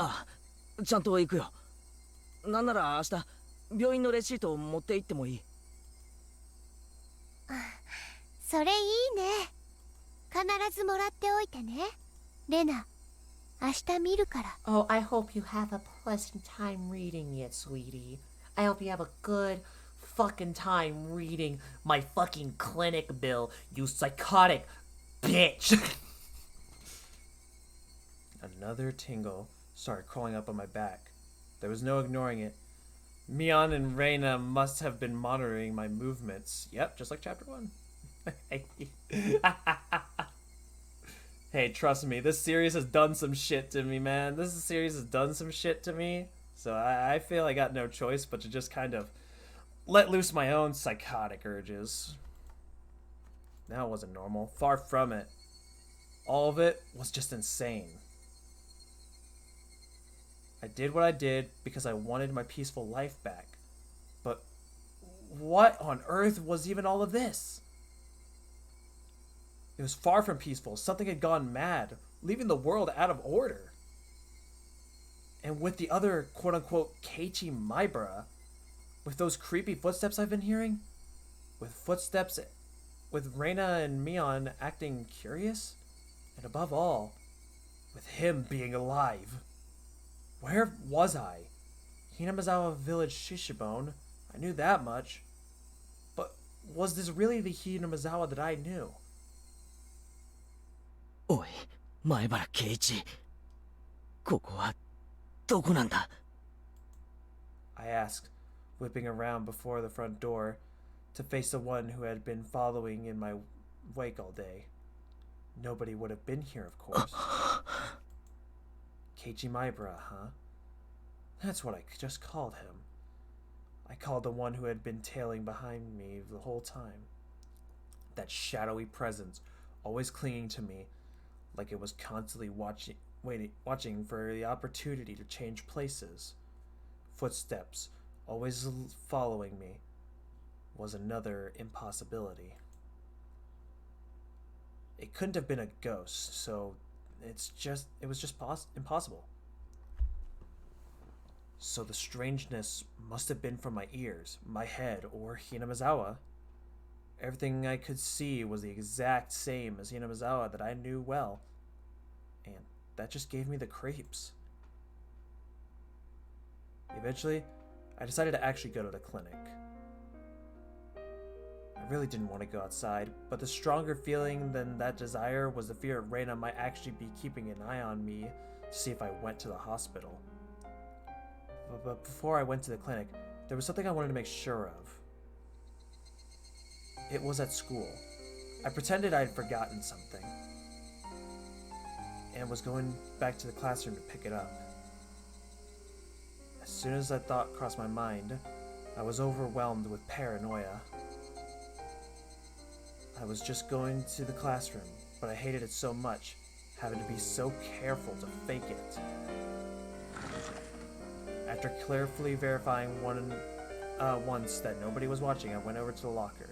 Yes, Satoshi's locker. I committed the crime with the bat that I found in the locker, Satoshi's bat.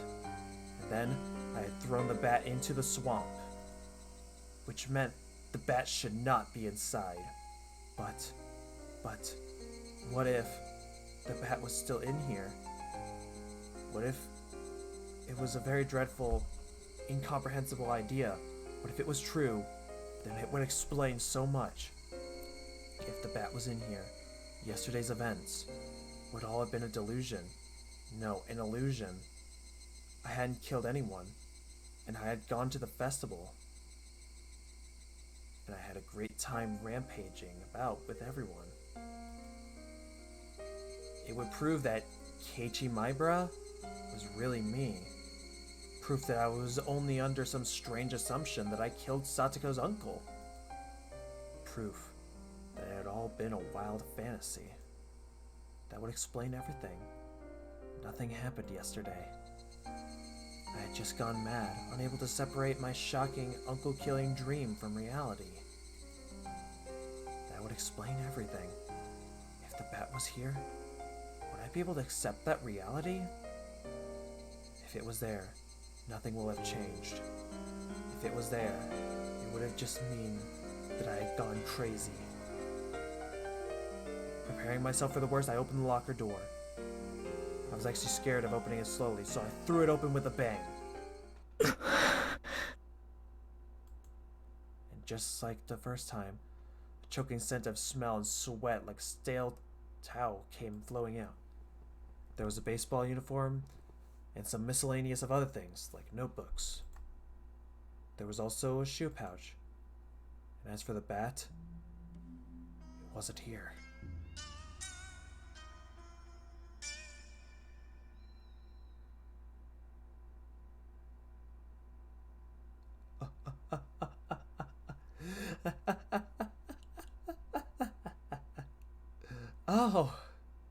Oh, I see.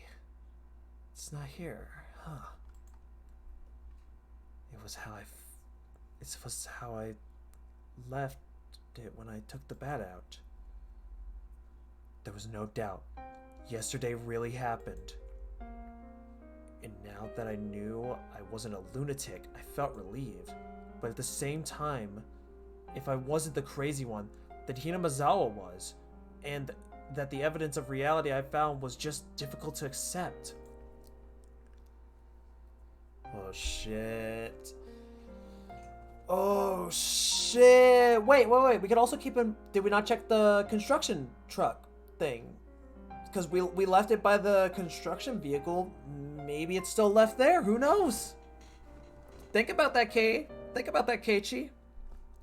There was a noise somehow creeping into everything I saw, and the world was losing every tiny bit of its color. So, what did I know about last night now? Now that I'd made sure that the bat wasn't there, I didn't need to be here anymore. Shall I go? For real. To the hospital. It was my first time going to the hospital, but from what I've heard, it wasn't far from the school. Well, that's at least coincidental. That's good, in case one of the students get hurt or something. My mom had to take me where it was... My mom had told me where it was. A big, easy-to-see road went straight there. When I went past the shopping street and made a turn. It wasn't overly hard to spot the sign with Irie Clinic written on it. There was one other person, an older man, there in the air-conditioned waiting room. I went up to the counter and told him that was my first time here. The man behind the counter glanced at the clock and said that it would be a short wait. It was almost 5. Clinic hours should be ending soon. As I sat in this unfamiliar waiting room, isolated from everyone, I let myself feel the cool air. I actually felt a bit relieved. What should I tell the doctor when he comes? I could tell him that I had a cold, but I was pretty much the very picture of health. Actually, I wanted him to check my head. I wanted someone to confirm to me whether I was really sane or not. 前原圭一さん、 Wait a minute. 診察室へお入りください。 Hold up. Coach? Huh? That voice. It came from the other side of the examination curtain. I thought I've heard it somewhere before. こんにちは。 It is Coach! Holy shit! Holy fuck. Hey, what's up? ここでお会いするのは初めてですね。監督ってお医者さんだったんですか？ Now that you mention it, he did seem to know his way around when he was looking at my shoulder in the nurse's office. It would make sense that he was actually a doctor. But come to think of it too, our teacher also called him Area Sensei, didn't she? 一応お医者さんなんかやっています。お医者さんはいいですよ。若いすべすべなお肌を見放題の触り放題。 Okay, please don't word it like that, you fucking creep. I almost forgot who you were. 怪しいお注射で自由を奪って私だけの専属メイドに。I was relieved to see Coach, and then I just remembered what kind of person he was. ありがとうございました。今のを見てただけで風邪が治りました。失礼します。ペコリ。わったったった前原さん、冗談です。さあ座って診察させてください。聴診器を当てますから前原さんのすべすべのお胸を見せてください。 Coach, shut the fuck up. For some reason, I felt really relieved. After that insane night, as much as I thought everything had gone crazy, Coach was here doing the same thing he always did. I was very happy for that. 風邪ではないようですね。むしろ全身の擦り傷や切り傷の方が痛々しいくらいです。ひょっとして半袖半ズボンで藪の中に入って遊びましたか？切り傷から破傷風菌が入った可能性もないとは言えませんし。 Oh, oops. As I was chasing that man last night, I kept getting scraped by bits of trees. I didn't realize I had so many cuts. Well, we were focusing on killing the motherfucker, so naturally we wouldn't pay him too much mind to it. 昨日のお祭りではしゃぎすぎましたね。若いというのはいいことです。 And once again, apparently I went to the festival. 監督も行ったんですよね、お祭り。ええ、もちろんですよ。私こう見えても綿流しの実行委員会の役員ですからね。俺に会いましたか？ This coach was the same coach I've always known, and I felt like I could trust him more than my weird friends, so I asked. 実は私、本部テントでずっと会長さんたちとお酒を飲んでたんで、全然お祭りは見て回って The ないん one ですよ。 chance I could have gotten an alibi of like, oh, by the way, I didn't see you there. I just only heard about stuff. Fuck! 前原さんには会ってないと思います。そうですか。変わった質問をしましたね。ひょっとして今日寝不足ですか？いけませんよ。成長期はよく食べよく寝て育つんですから。Coach let out a laugh. He didn't laugh in an unnatural way like Mion nor Reina did. Coach was okay. He was the coach from the world I knew. He wasn't someone from this abnormal world. こんな話きっと変だと思うんですけど、笑わないで聞いてほしいんです。ええ、どうぞ。思春期のシャイな悩み、大いに歓迎ですよ。俺と瓜二つな人間がいるなんてありえますか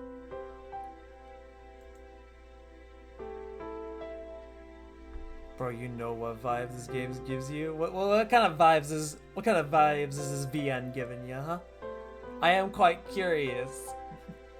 After all, this is probably one of, if not the first times you're seeing Higurashi shit. I actually do not recall if you've seen anything else in relation to Higurashi. The fucking anime with shadows that kill people. I don't think I've heard of anything like that. Well, that sounds fucking interesting. Coach hadn't expected that question at all, so couldn't say anything for a moment. But then he smiled calmly and quietly answered. 迷信ですが、世界には自分と全く同じ顔をした人があと2人いるなんて話を聞いたことがありますね。Came out like a month ago. Ah, okay. I've been mainly focusing on Shield Hero shit, so I wasn't like paying much attention to other animes coming out, so I'll call that a my bad. いるならぜひお会いしてみたいものですが。あと、おとぎ話にも自分の分身が登場する話がいろいろありますよ。Nah, you good. Yo, I'm excited for the fucking ending of season 2 for Shield Hero though. It looks like it's gonna get really fucking good. I'm hyped. I'm big hyped. 2 more episodes of season 2 and I want season 3 to already fucking exist. I hope they throw a curveball and give us more episodes, because, like, it's so weird that Season 1 gave us, like, what, 25 episodes? And then Season 2 is like, here's 13. I'm like, that's underwhelming. That's like...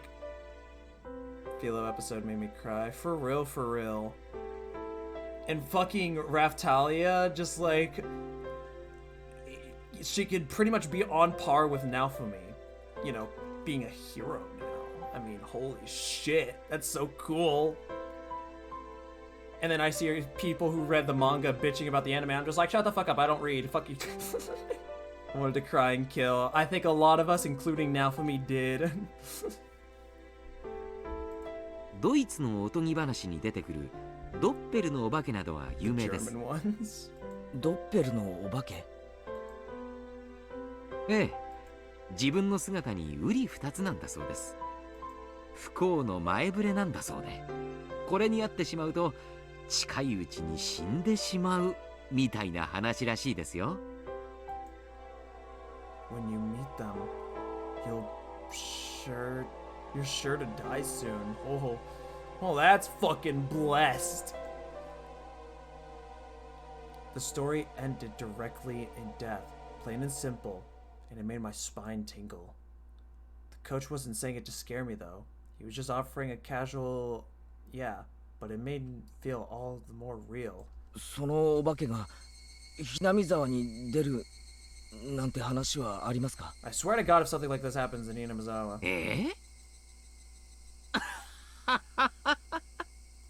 さて、どうでしょう。Coach must have thought he was being teased, so he laughed in an exaggerated way. But when I didn't smile along with him, his laughter steadily grew fainter. すみません。ちょっと真面目な話のつもりだったんで。いえ、こっちこそ笑ってすみませんでした。何か気になることでもおありですか？ I wondered if I should tell him. Then after resolving myself one final time, I slowly spoke. 昨日はお祭りに行っていないんです。そうでしたか。お祭りは来年もあります。その時また。そうじゃなくて、俺は祭りに行っていないのに、みんなが言うには俺は祭りにいたらしいんですよ。こんなことってあるんですか？ Yeah, that's the main fucking concern here, Coach. Without blinking, his eyes in amazement, Coach seriously thought about what I was trying to say. And he answered, choosing his words carefully. お話を整理しますね。Alright, spill. つまり前原君は綿流しのお祭りに行ったけど、その記憶がないということですか？ No. In fact, that's what we were assuming as a theory at first, but after we realized Satoshi's bat's gone, you know. I was trying to say something completely different, but I suppose any sane person would have come to that conclusion. That night, Keiichi Maibara was actually at the festival, but I was saying that I didn't go. That obviously meant my memories were going there. My memories of going there had failed me. But that was absolutely impossible. The vivid act I had committed during the downpour couldn't possibly have been an illusion, and yet Teppei's still alive, apparently. All those scrapes on my body prove it, as does the fact that the bat wasn't in the locker. But at the same time, we didn't check the construction vehicle, so what if the bat's still there? In the construction vehicle? I don't know. いえ、違うんです、監督。俺は本当に祭りに行っていないんです。気を悪くしないでくださいよ、前原さん。前原さんにはこれまでに気づいたら見知らぬ場所にいたとか、そういう記憶の欠落を経験されたことがありますか？ Well, I guess we were running into a forest with little to no way of knowing where we were. ないです。それに記憶を失ったとかそういうのじゃない。だってその祭りの時間には別の用事を確かにやっていましたから、寝てて意識がなかったとかそういうのじゃありません。その用事は間違いなく、大変失礼ですが、何かの思い込みでなく。間違いありません。完全にはっきりとした記憶、いや事実です。 Worst case scenario, he asks us what we were doing. お祭りの時間に神社にいなくて、よそで別の用事をしていた。それをはっきりした形で証明できますか？ I don't know, fucking can I? Fucking do you want me to? Do you want to fucking know of the crimes I've committed? That's right. Thinking it through brought me to this. There was only one way to prove that I wasn't at the festival today, and that was to show that there was no doubt that I killed her uncle. But again, Teppei's proven to be alive. Coach saw me struggling to answer, and his eyes looked a little cold. I guess they would. After all, Coach's perspective, I was just a weirdo sputtering nonsense. 少し横になりましょうか。心を落ち着けて楽にしましょう。Last time I laid down in a dangerous situation to where both Mion and Reina seemed terrifying, it didn't go well. Just a spoiler alert, it didn't go well. 別に横になりに来たわけじゃありません。遠慮します。少し神経に高ぶりがあるようです。鎮静剤を注射して少し目をつむってみませんか？それで。俺は異常者じゃない。 I realized Coach was treating me like a deviant, so I raised my voice. 気に障ったなら謝ります。ですからどうか落ち着。俺は絶対に祭りには行っていない。それは本当に間違いないんです。分かってます。分かってますから、どうか落ち着いて深呼吸を。あんたは全然分かっていない。 Coach was stunned and stared and whatever. 分かっていますよ、前原さん。あなたは昨日はお祭りに来なかった。そうですよね。私は信じます。信じますよ。 Coach jotted down a brief note in his records. He was writing it in German. Wait, Keiichi, how the fuck do you know German writing? Did you like study that shit or something? So that his patient wouldn't know what he said. Well, then how do you know it's German though? It could be, I mean, I don't know German language myself or how it's written, so what do I know? Is Coach German? I don't know, actually. I never thought about it. I thought he was Japanese here like everyone else, but... I mean, unless he just knows German on the side, which that would still make sense, but I guess it's not too important right now. I just found that kind of interesting. But I could take a good guess as to what he あの wrote. 時間に何をしていたか全部話さないと信じませんか？いいえ、信じますから。どうか座ってください。 Before I sat, I tilted my head back a little. And they gave me a brain spark. The blood in my face all drained out, and I quieted down. After taking a deep breath, I made sure that I was calm now. 俺が祭りの会場にいることはありえない。なぜならその時間に俺は Should I tell him or not? I really didn't want to go on living like this, feeling horrible. And I said them. Those final 貞子の王子を殺していたからです。 I could smell the concrete in the room. I could feel the air around us sharpen. Nobody moved. Only the sound of the clock ticking told us time hadn't stopped. With his mouth open wide, Coach forgot even to blink for a little while. あなたが聡子ちゃんの Well, おじさんを that's kind of what I thought, but everyone's saying he's still fucking alive? Yeah. It's fine now, Keiichi, my bro. Don't hesitate. Admit it with all your strength. 俺が昨日の夜殺しました。 I spoke clearly and fluidly.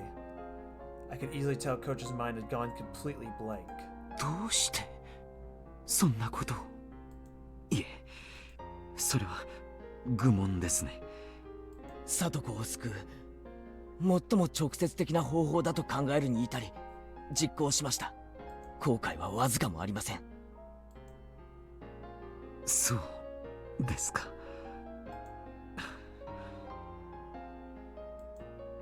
Coach smiled thinly and nodded. だから俺は祭りの会場にいるわけがないんです。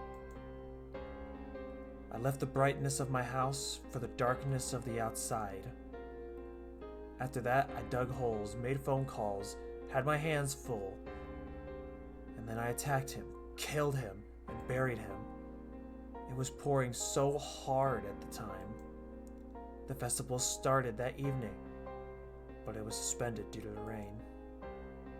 There was no gaps in my memories. From the late afternoon until it started to rain, there was no time for me to have possibly gone to the festival. その体中の傷はその時に。そうです。聡子の家を少し行ったところに林道がありますよね。あそこで襲い逃げるあいつを追い町に至る一本道で殺すに至りました。それは本当に？ Killing her uncle. Wasn't some wild fantasy? I could tell Coach didn't believe me. So I spoke slowly, not letting myself grow excited. 本当です。サトシのバットで。そのバットはあいつが乗ってきたバイクと一緒に沼に捨てました。死体は殺した場所に穴を掘り埋めました。すべて自分が一人でやりました。聡子ちゃんの叔父はバイクで通りかかったんですね。ではあなたはそれを期待して延々と待ち伏せを。Not necessarily. あいつが家から出ないことは想定していました。だから電話で適当な嘘を喋ってあいつが出かけるように仕向けました。電話で呼び出した。でもあなたの家とさとこちゃんの家は離れています。電話をしてからではとても待ち伏せに間に合わないのでは。 Well, that's when God decided to give me one extra chance of a quick time event. 襲撃予定場所から最も近い電話として学校の電話を使いました。でも前原さん、当日は日曜日です。学校には施錠がされていて入れないのでは。 Well, that's where God gave me another quick time event. 偶然その時営林署の人が中に出入りしたんです。その隙に入りました。After that, Coach grilled me on a few different things regarding the incident. He made sure to question me carefully, looking for any contradictions in my account. 信じましょう。あなたが昨日したことは夢とは思えない。 I explained everything, including minor details, only that only someone had actually committed the act would explain. I could, of course. It was only yesterday. Coach realized that my story had no coincidences or too convenient details that would have existed in a daydream or delusion, and finally seemed to want to believe me. これでもまだ俺が記憶をなくして祭り会場に行ったと思いますか？ Coach slowly shook his head. でもクラスのみんなが昨日確かに俺が祭りにいたと言います。そんなことがありえるでしょうか？あるわけがない。きっとクラスの皆さんはあなたによく似た誰かとあなたを見間違えたのでしょう。 But even then, who could... It's one thing to look like Keiichi, but to also act like him? That's a whole nother difficulty mode, alright? It's not easy to act like Keiichi. それに集団心理が働いて皆さんはあなたがお祭りにいたと No, because we literally interacted with Reina, Mion, and Rika, apparently, and Shion too. They couldn't have mistaken me. Mion and the rest said that they were spending time with Keiichi Maibara. It was much more than just mistaking someone else for me, but saying that out loud, that would just confuse Coach. He spoke to me in whispered tones. 罪の意識はあるんですか？ It didn't sound like he was criticizing me. And even if he had, I would have flatly said the same あり thing. ません。あいつのいなかった平穏な時間を取り戻すために行いました。だから俺はあいつを殺したことなんかさっさと忘れてこれまで通りに生活するつもりです。あいつが現れる前、サトコがいつも見せてくれたあの笑顔が戻った時、ようやく全ては終わります。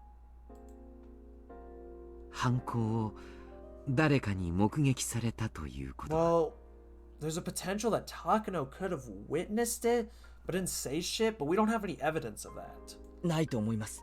目撃されてればもうとっくに逮捕されてるでしょうから。私は人の命を救う職にあります。だから私から人間の命を奪うことを肯定する旨の発言はできません。だから私はあなたにこう言います。 Coach slowly rose and placed his hand on my shoulder. さとこちゃんを救ってくれてありがとう。 Coach's eyes started shedding warm tears. When I looked at him, I started to feel some tears of my own. I didn't know what I was crying for, and so for a little while, the two men in the room fought back their tears. おかしいんです。おかしいとは？確かに殺したはずなのに、あの男は生きて家に帰ったらしいんです。 Coach's expression immediately sharpened. 状況にもよりますが、気絶や仮死状態など素人が見ると死んだようにしか見えない状態もいくつかあります。その可能性は？脈を取ったわけではありませんが、確実に仕留めたと思います。前原さんが襲った時の状況を再現してもらってもいいですか？ Coach rolled up a Health and Fitness Week poster nearby and offered it to me. To represent a bat. Though I may have been lost in those emotions of a beast last night, I remember in detail the number of times I swung the bat and the angles I swung from and the force that I had applied. Using Coach as a stand-in for the uncle, I reproduced them over one by one. そしてあいつが足を取られてよろめいた時、その時これまでとは違った手応えがありました。頭蓋骨が割れたんだと思いました。Coach was calmly analyzing this information, using the places I struck in the situation at hand to find out if the state of the uncle's body was. そして死んだかどうか自信が持てなかったので、倒れた後も何度か殴りつけました。その時の反応は？初めは殴るたびに体が跳ねるような感じがありましたが、やがてそれもなくなり、何の反応もなくなりました。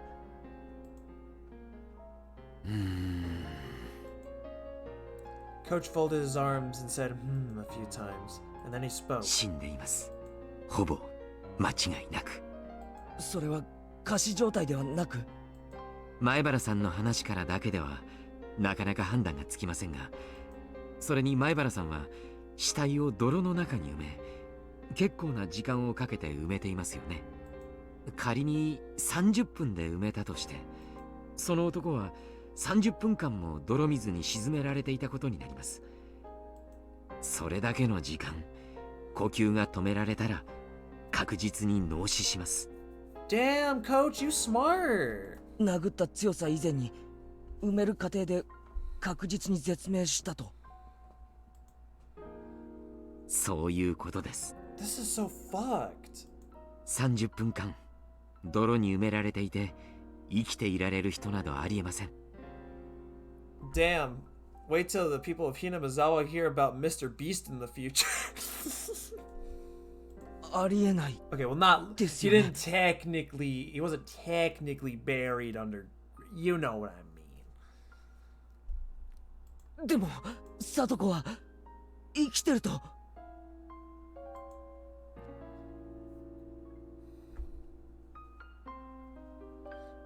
Coach, a doctor just giving a stamp of approval that he was dead for sure.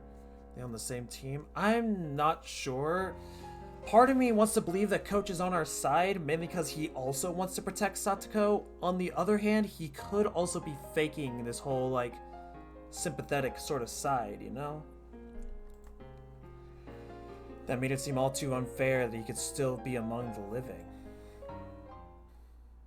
前原さん、これはとても恐ろしい想像なのですが、前原さんが殺した相手が叔父でなく別人である可能性は？ It was Teppei, but we didn't see him. Oh fucking wait, no. No. Because when we called him on the phone, it seemed quite apparent that it was definitely him. Like how he mentioned Satoko and just like all that shit.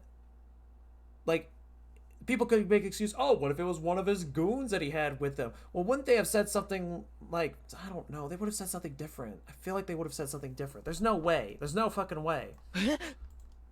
He's right. That could have been why. It cleared up the inconsistency of my definitely having killed someone, but him being alive still. そんなはずはない。だってほら、監督と一緒に聡子の家の前で酒瓶の袋を運んだ時、窓から顔を出した男がいたじゃないですか。あいつですよね。聡子の叔父は。ええ、間違いありませんよ。あの男です。Yeah, so then that's bullshit.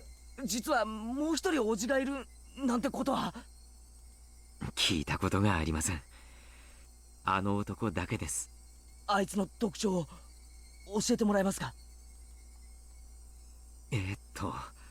まず身長がですね、175もう少しあるかもしれ Sorry, ま I せん。 measure shit in feet!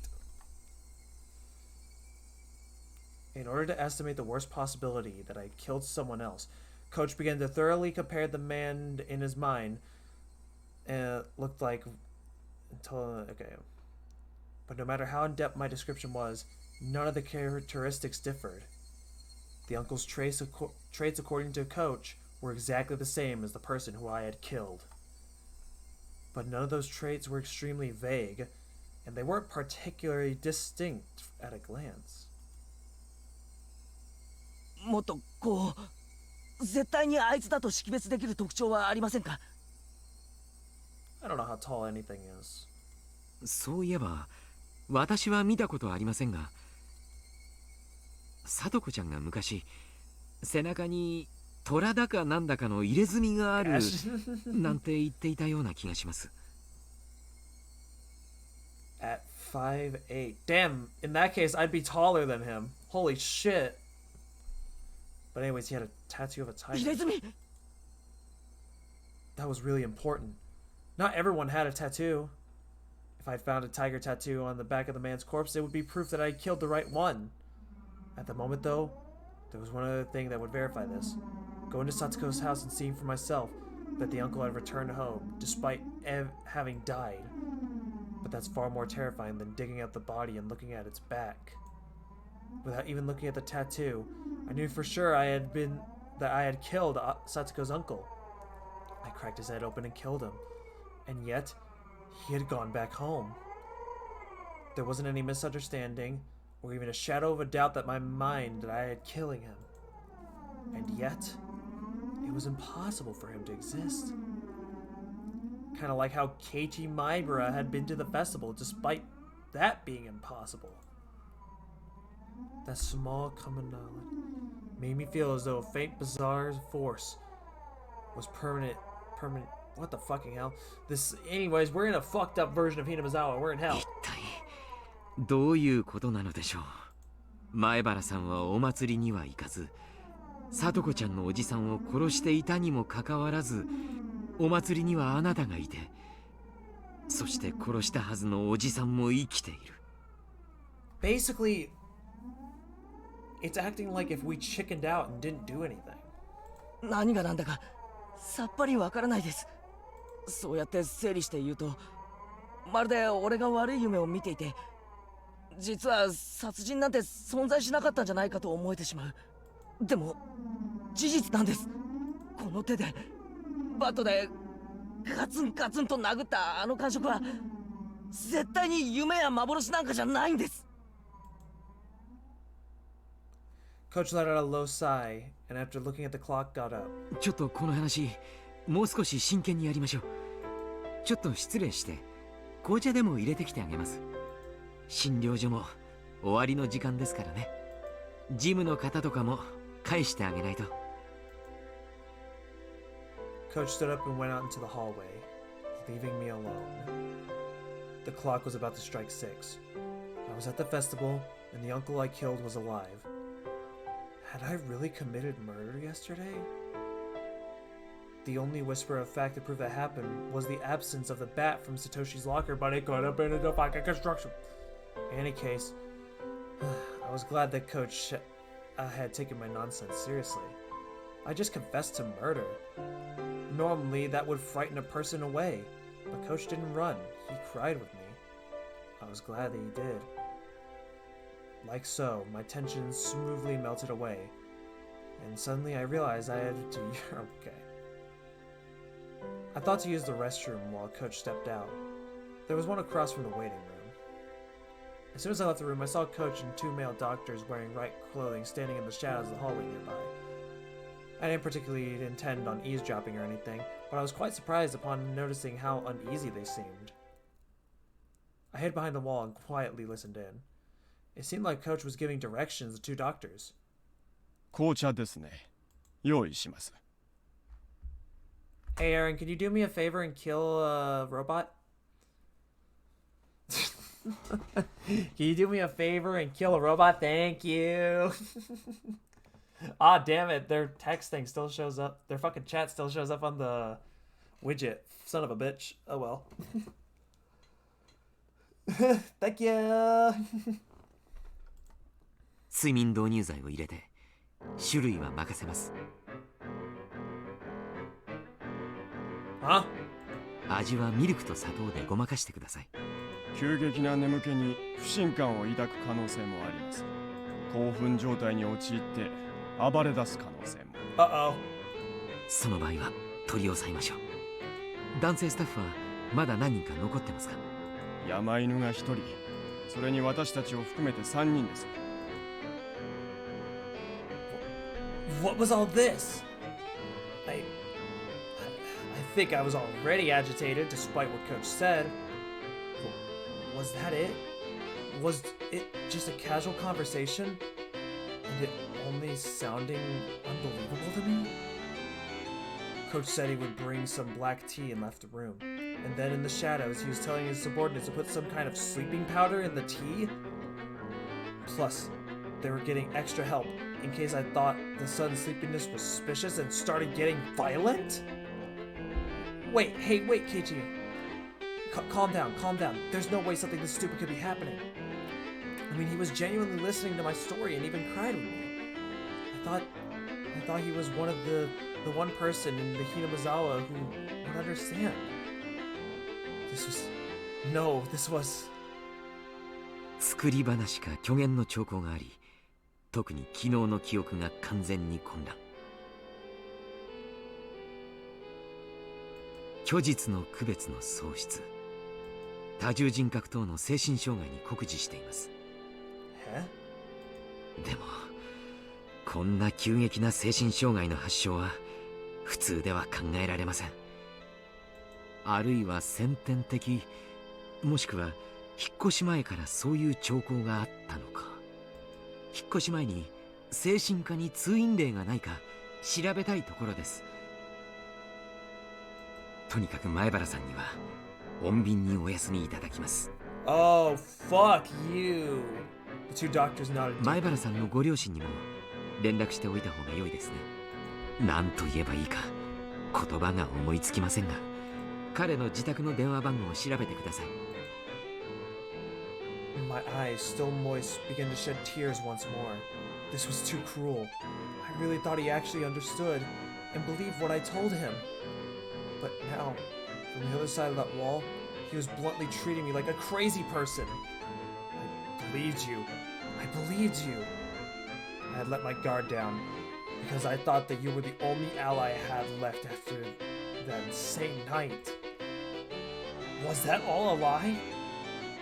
All that about thanking me on Satsuko's behalf? Were you just pretending in order to keep me... whatever, yeah? My tears fell to the floor in frustration. I was an idiot. Such an idiot for believing that bastard. I heard footsteps approaching the doctors. A man in a dress shirt with no tie came running up. 入江先生、大変です。高野さんが見つかりました。高野さんが一体どこに？それが山中で焼死体で発見されたらしく。So it was still her. Wait. At first I was under the assumption that Takano did something to Tomosuke.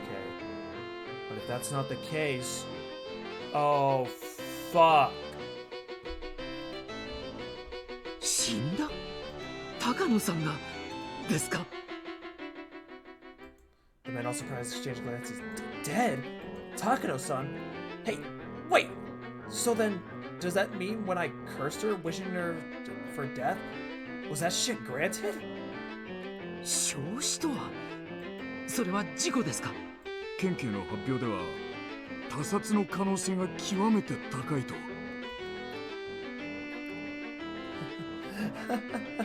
As I cried, I laughed quietly. Serves you right. If I hadn't run into that woman, my murder would have been perfect. But she just had to come driving up to me. She just had to. I regretted not having killed her on the spot, but now she's dead anyway. My curse, my wish for her demise, it was fulfilled. Serves you right. Serves you damn right. リサさんが死に、高野さんが死に、一体ひなみ沢には何が起こっているというんですか。まさかこれが今年のお社様のたたりだなんて言うんじゃないでしょうね。Like hell I'd let that coach be real, Coach said. Everyone present just nodded as the coach cursed at no one in particular. Yes, maybe it wasn't Oyashiro-sama, but it was definitely a spell, a curse. I wished for her to die, and so she did. It wasn't just a coincidence. She died because I wished for it. Then you'll die next, Coach. You betrayed me. You pretended to believe me, but deep down, you thought I was a madman. You looked down on me with all that pity in your eyes. ではとりあえず紅茶の準備を。紅茶は私が持って入ります。私以外には彼は心を許さないようですからね。Shit, shit, shit. What do I do? What do I do, Keiichi, my bruh? This time, I heard a voice of a nurse. 入江先生。あ、いらっしゃいましたか。お電話です。今ちょっと忙しいので後でかけ直すと伝えてください。誰からです？沖宮警察の大石様ですけど。あっちゃ悪いタイミングですね。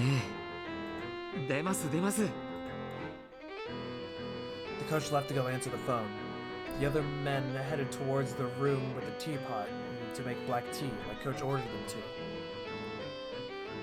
Fortunately, Coach having to take a phone call meant there was extra time for me to act. I had to decide on what to do now. I would let him make me drink this seductive infused tea, or be held down and thrown into a mental hospital. Nothing would come from starting a brawl here. They had more people anyway, and they were all bigger than me. If it came down to a fight, didn't stand a chance in hell. If I couldn't win against them, then there was only one thing I could do. Run. Adrenaline suddenly rushed through my brain and my body. I started to move with keen instinct, like it had been on that night. My surface temperature quickly cooled, and the transmission routes between my cells enlarged. Using a 360-degree visual information, I searched for an escape route. I would open the window behind me. Outside was a parking lot. There were no cars. A little beyond there was the bicycle I had taken to get there. Get here. I determined that would be the quickest method of escape. I approached the window swiftly, but with little sound, raised it up so as little suspicion as I could. And with the speed of the silent shadow, like I had on the night I chased her uncle, I unlocked the window and opened it up. The cool evening breeze wafted in. I stuck my head out and looked over the parking lot again. Nobody in sight. No need to hesitate. I quickly crawled outside the window behind me. I held my breath and listened carefully. Nobody seemed to realize I'd run. I looked around, and then jumped on my bicycle and zoomed away. The pedals clattered under the force. Had my bike always creaked like this? Did the pedals always whine every time I pushed them down? My bike wasn't the only thing crying, though. My tears fell as the wind cut through them. They rode the breeze and scattered behind me. Ugh, I hate this! I'm not the crazy one Hinamizawa is. How dare you treat me like a madman? Die, just fucking die already. I believed you.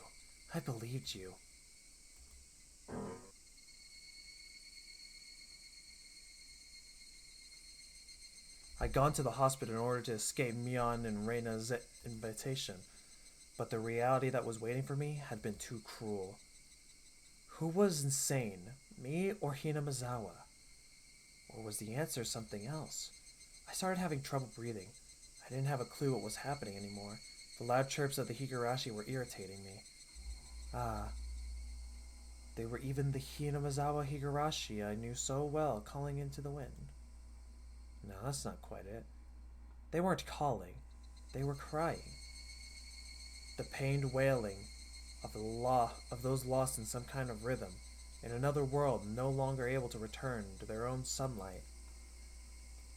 I didn't do all of that to end up in a world like that. And actually, at about this time, I might have been having fun with everybody else. Satsuko would have gotten her smile back after realizing her uncle wouldn't ever come home, and she might have actually shown it to us at our first club meeting in a while. That was the kind of world that I wished for. So, what was this? Why did I end up in such a strange, ghastly world? Someone I killed was living like normal, and I had enjoyed myself at the festival despite not even showing up in the first place. I don't want it. I don't want this strange world. When did it start to go wrong? When? When? No matter how much I thought of it, I never understood. I rode swiftly and returned home. It began to rain during my journey back, just like yesterday. I was now soaked. But I didn't care about something so trivial right now. The pain I felt in my heart that Coach, the one person I trusted, was acting so cruelly was far worse. Did I have no allies in Hinamizawa anymore? We thought the same thing in Chapter 1. Oishi was our ally, but after the one and only time he's showed up so far, I don't even think we could trust him. With that naive thought, that I at least wanted my parents to side with me, I stepped in the front door. Wait, Keiichi, it'll be dark soon. There's something you wanted to check, right? Yes. I wanted to dig up the man's corpse and get a look at his back. There was a tiger tattoo. I want to know without a doubt that he was Satsuko's uncle. That long night wouldn't end until I was certain. If this insane world...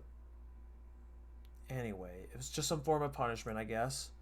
Then I needed to make certain whether I had been successful enough to even deserve to pay that price. I went to the storage room again and got the shovel. It had been washed in the rain, but the paint was peeling, making it look unsightly. I never ever wanted to touch this thing again. The sensation of it in my hands was totally different from the night before. There was a ruthless coldness about it. Yeah, it would be dark soon, so I'd need a lantern too. It would be a little bit of light from the street lights, but it would get extremely dark. I thought I put the lantern here, but I suddenly noticed it was nowhere to be found, and then it hit me like a bolt of lightning. Of course, on that night, I hadn't brought the lantern back with me. I left it in the place where I buried the body. If I didn't go get it soon, it would definitely get dark. And then, not only would I be unable to find the spot where I buried the corpse, but I wouldn't be able to find the lantern itself. And if that happened, it was all over. 急ごう。 In order to fit the shovel into the basket in front of my bike, I needed to twist it and disassemble it. But it looked like there was dirt in the joints. No matter how hard I pushed, it didn't come apart. After that effort, I realized it wouldn't come apart, so I decided to hold it in one hand and ride on my bike with the other. With the downpour soaking me through, and a shovel in one hand, and riding one-handed, it was as if I returned to that night. No, return was the wrong word. It was more like the night had never ended. The pain of the raindrops striking me were no different from then. The thing that was different was Hinamizawa itself. The world, and nothing else. The rain clouds were already making it dark, and now it was time for the sun to set. I could tell that it would only get rapidly darker. Okay. We're gonna go ahead and end it here for now.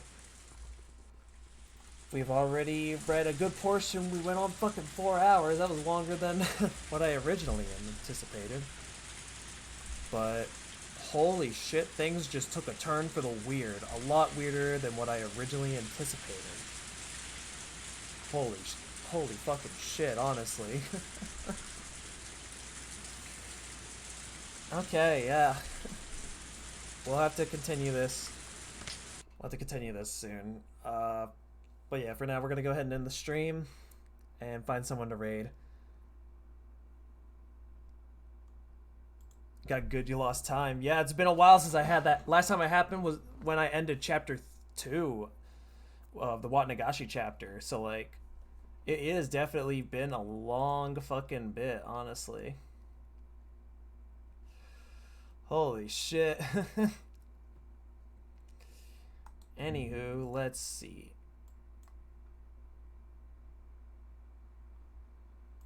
Akuma's streaming. I'm gonna go ahead and raid Akuma. Oh, oops. Almost VR Akuma.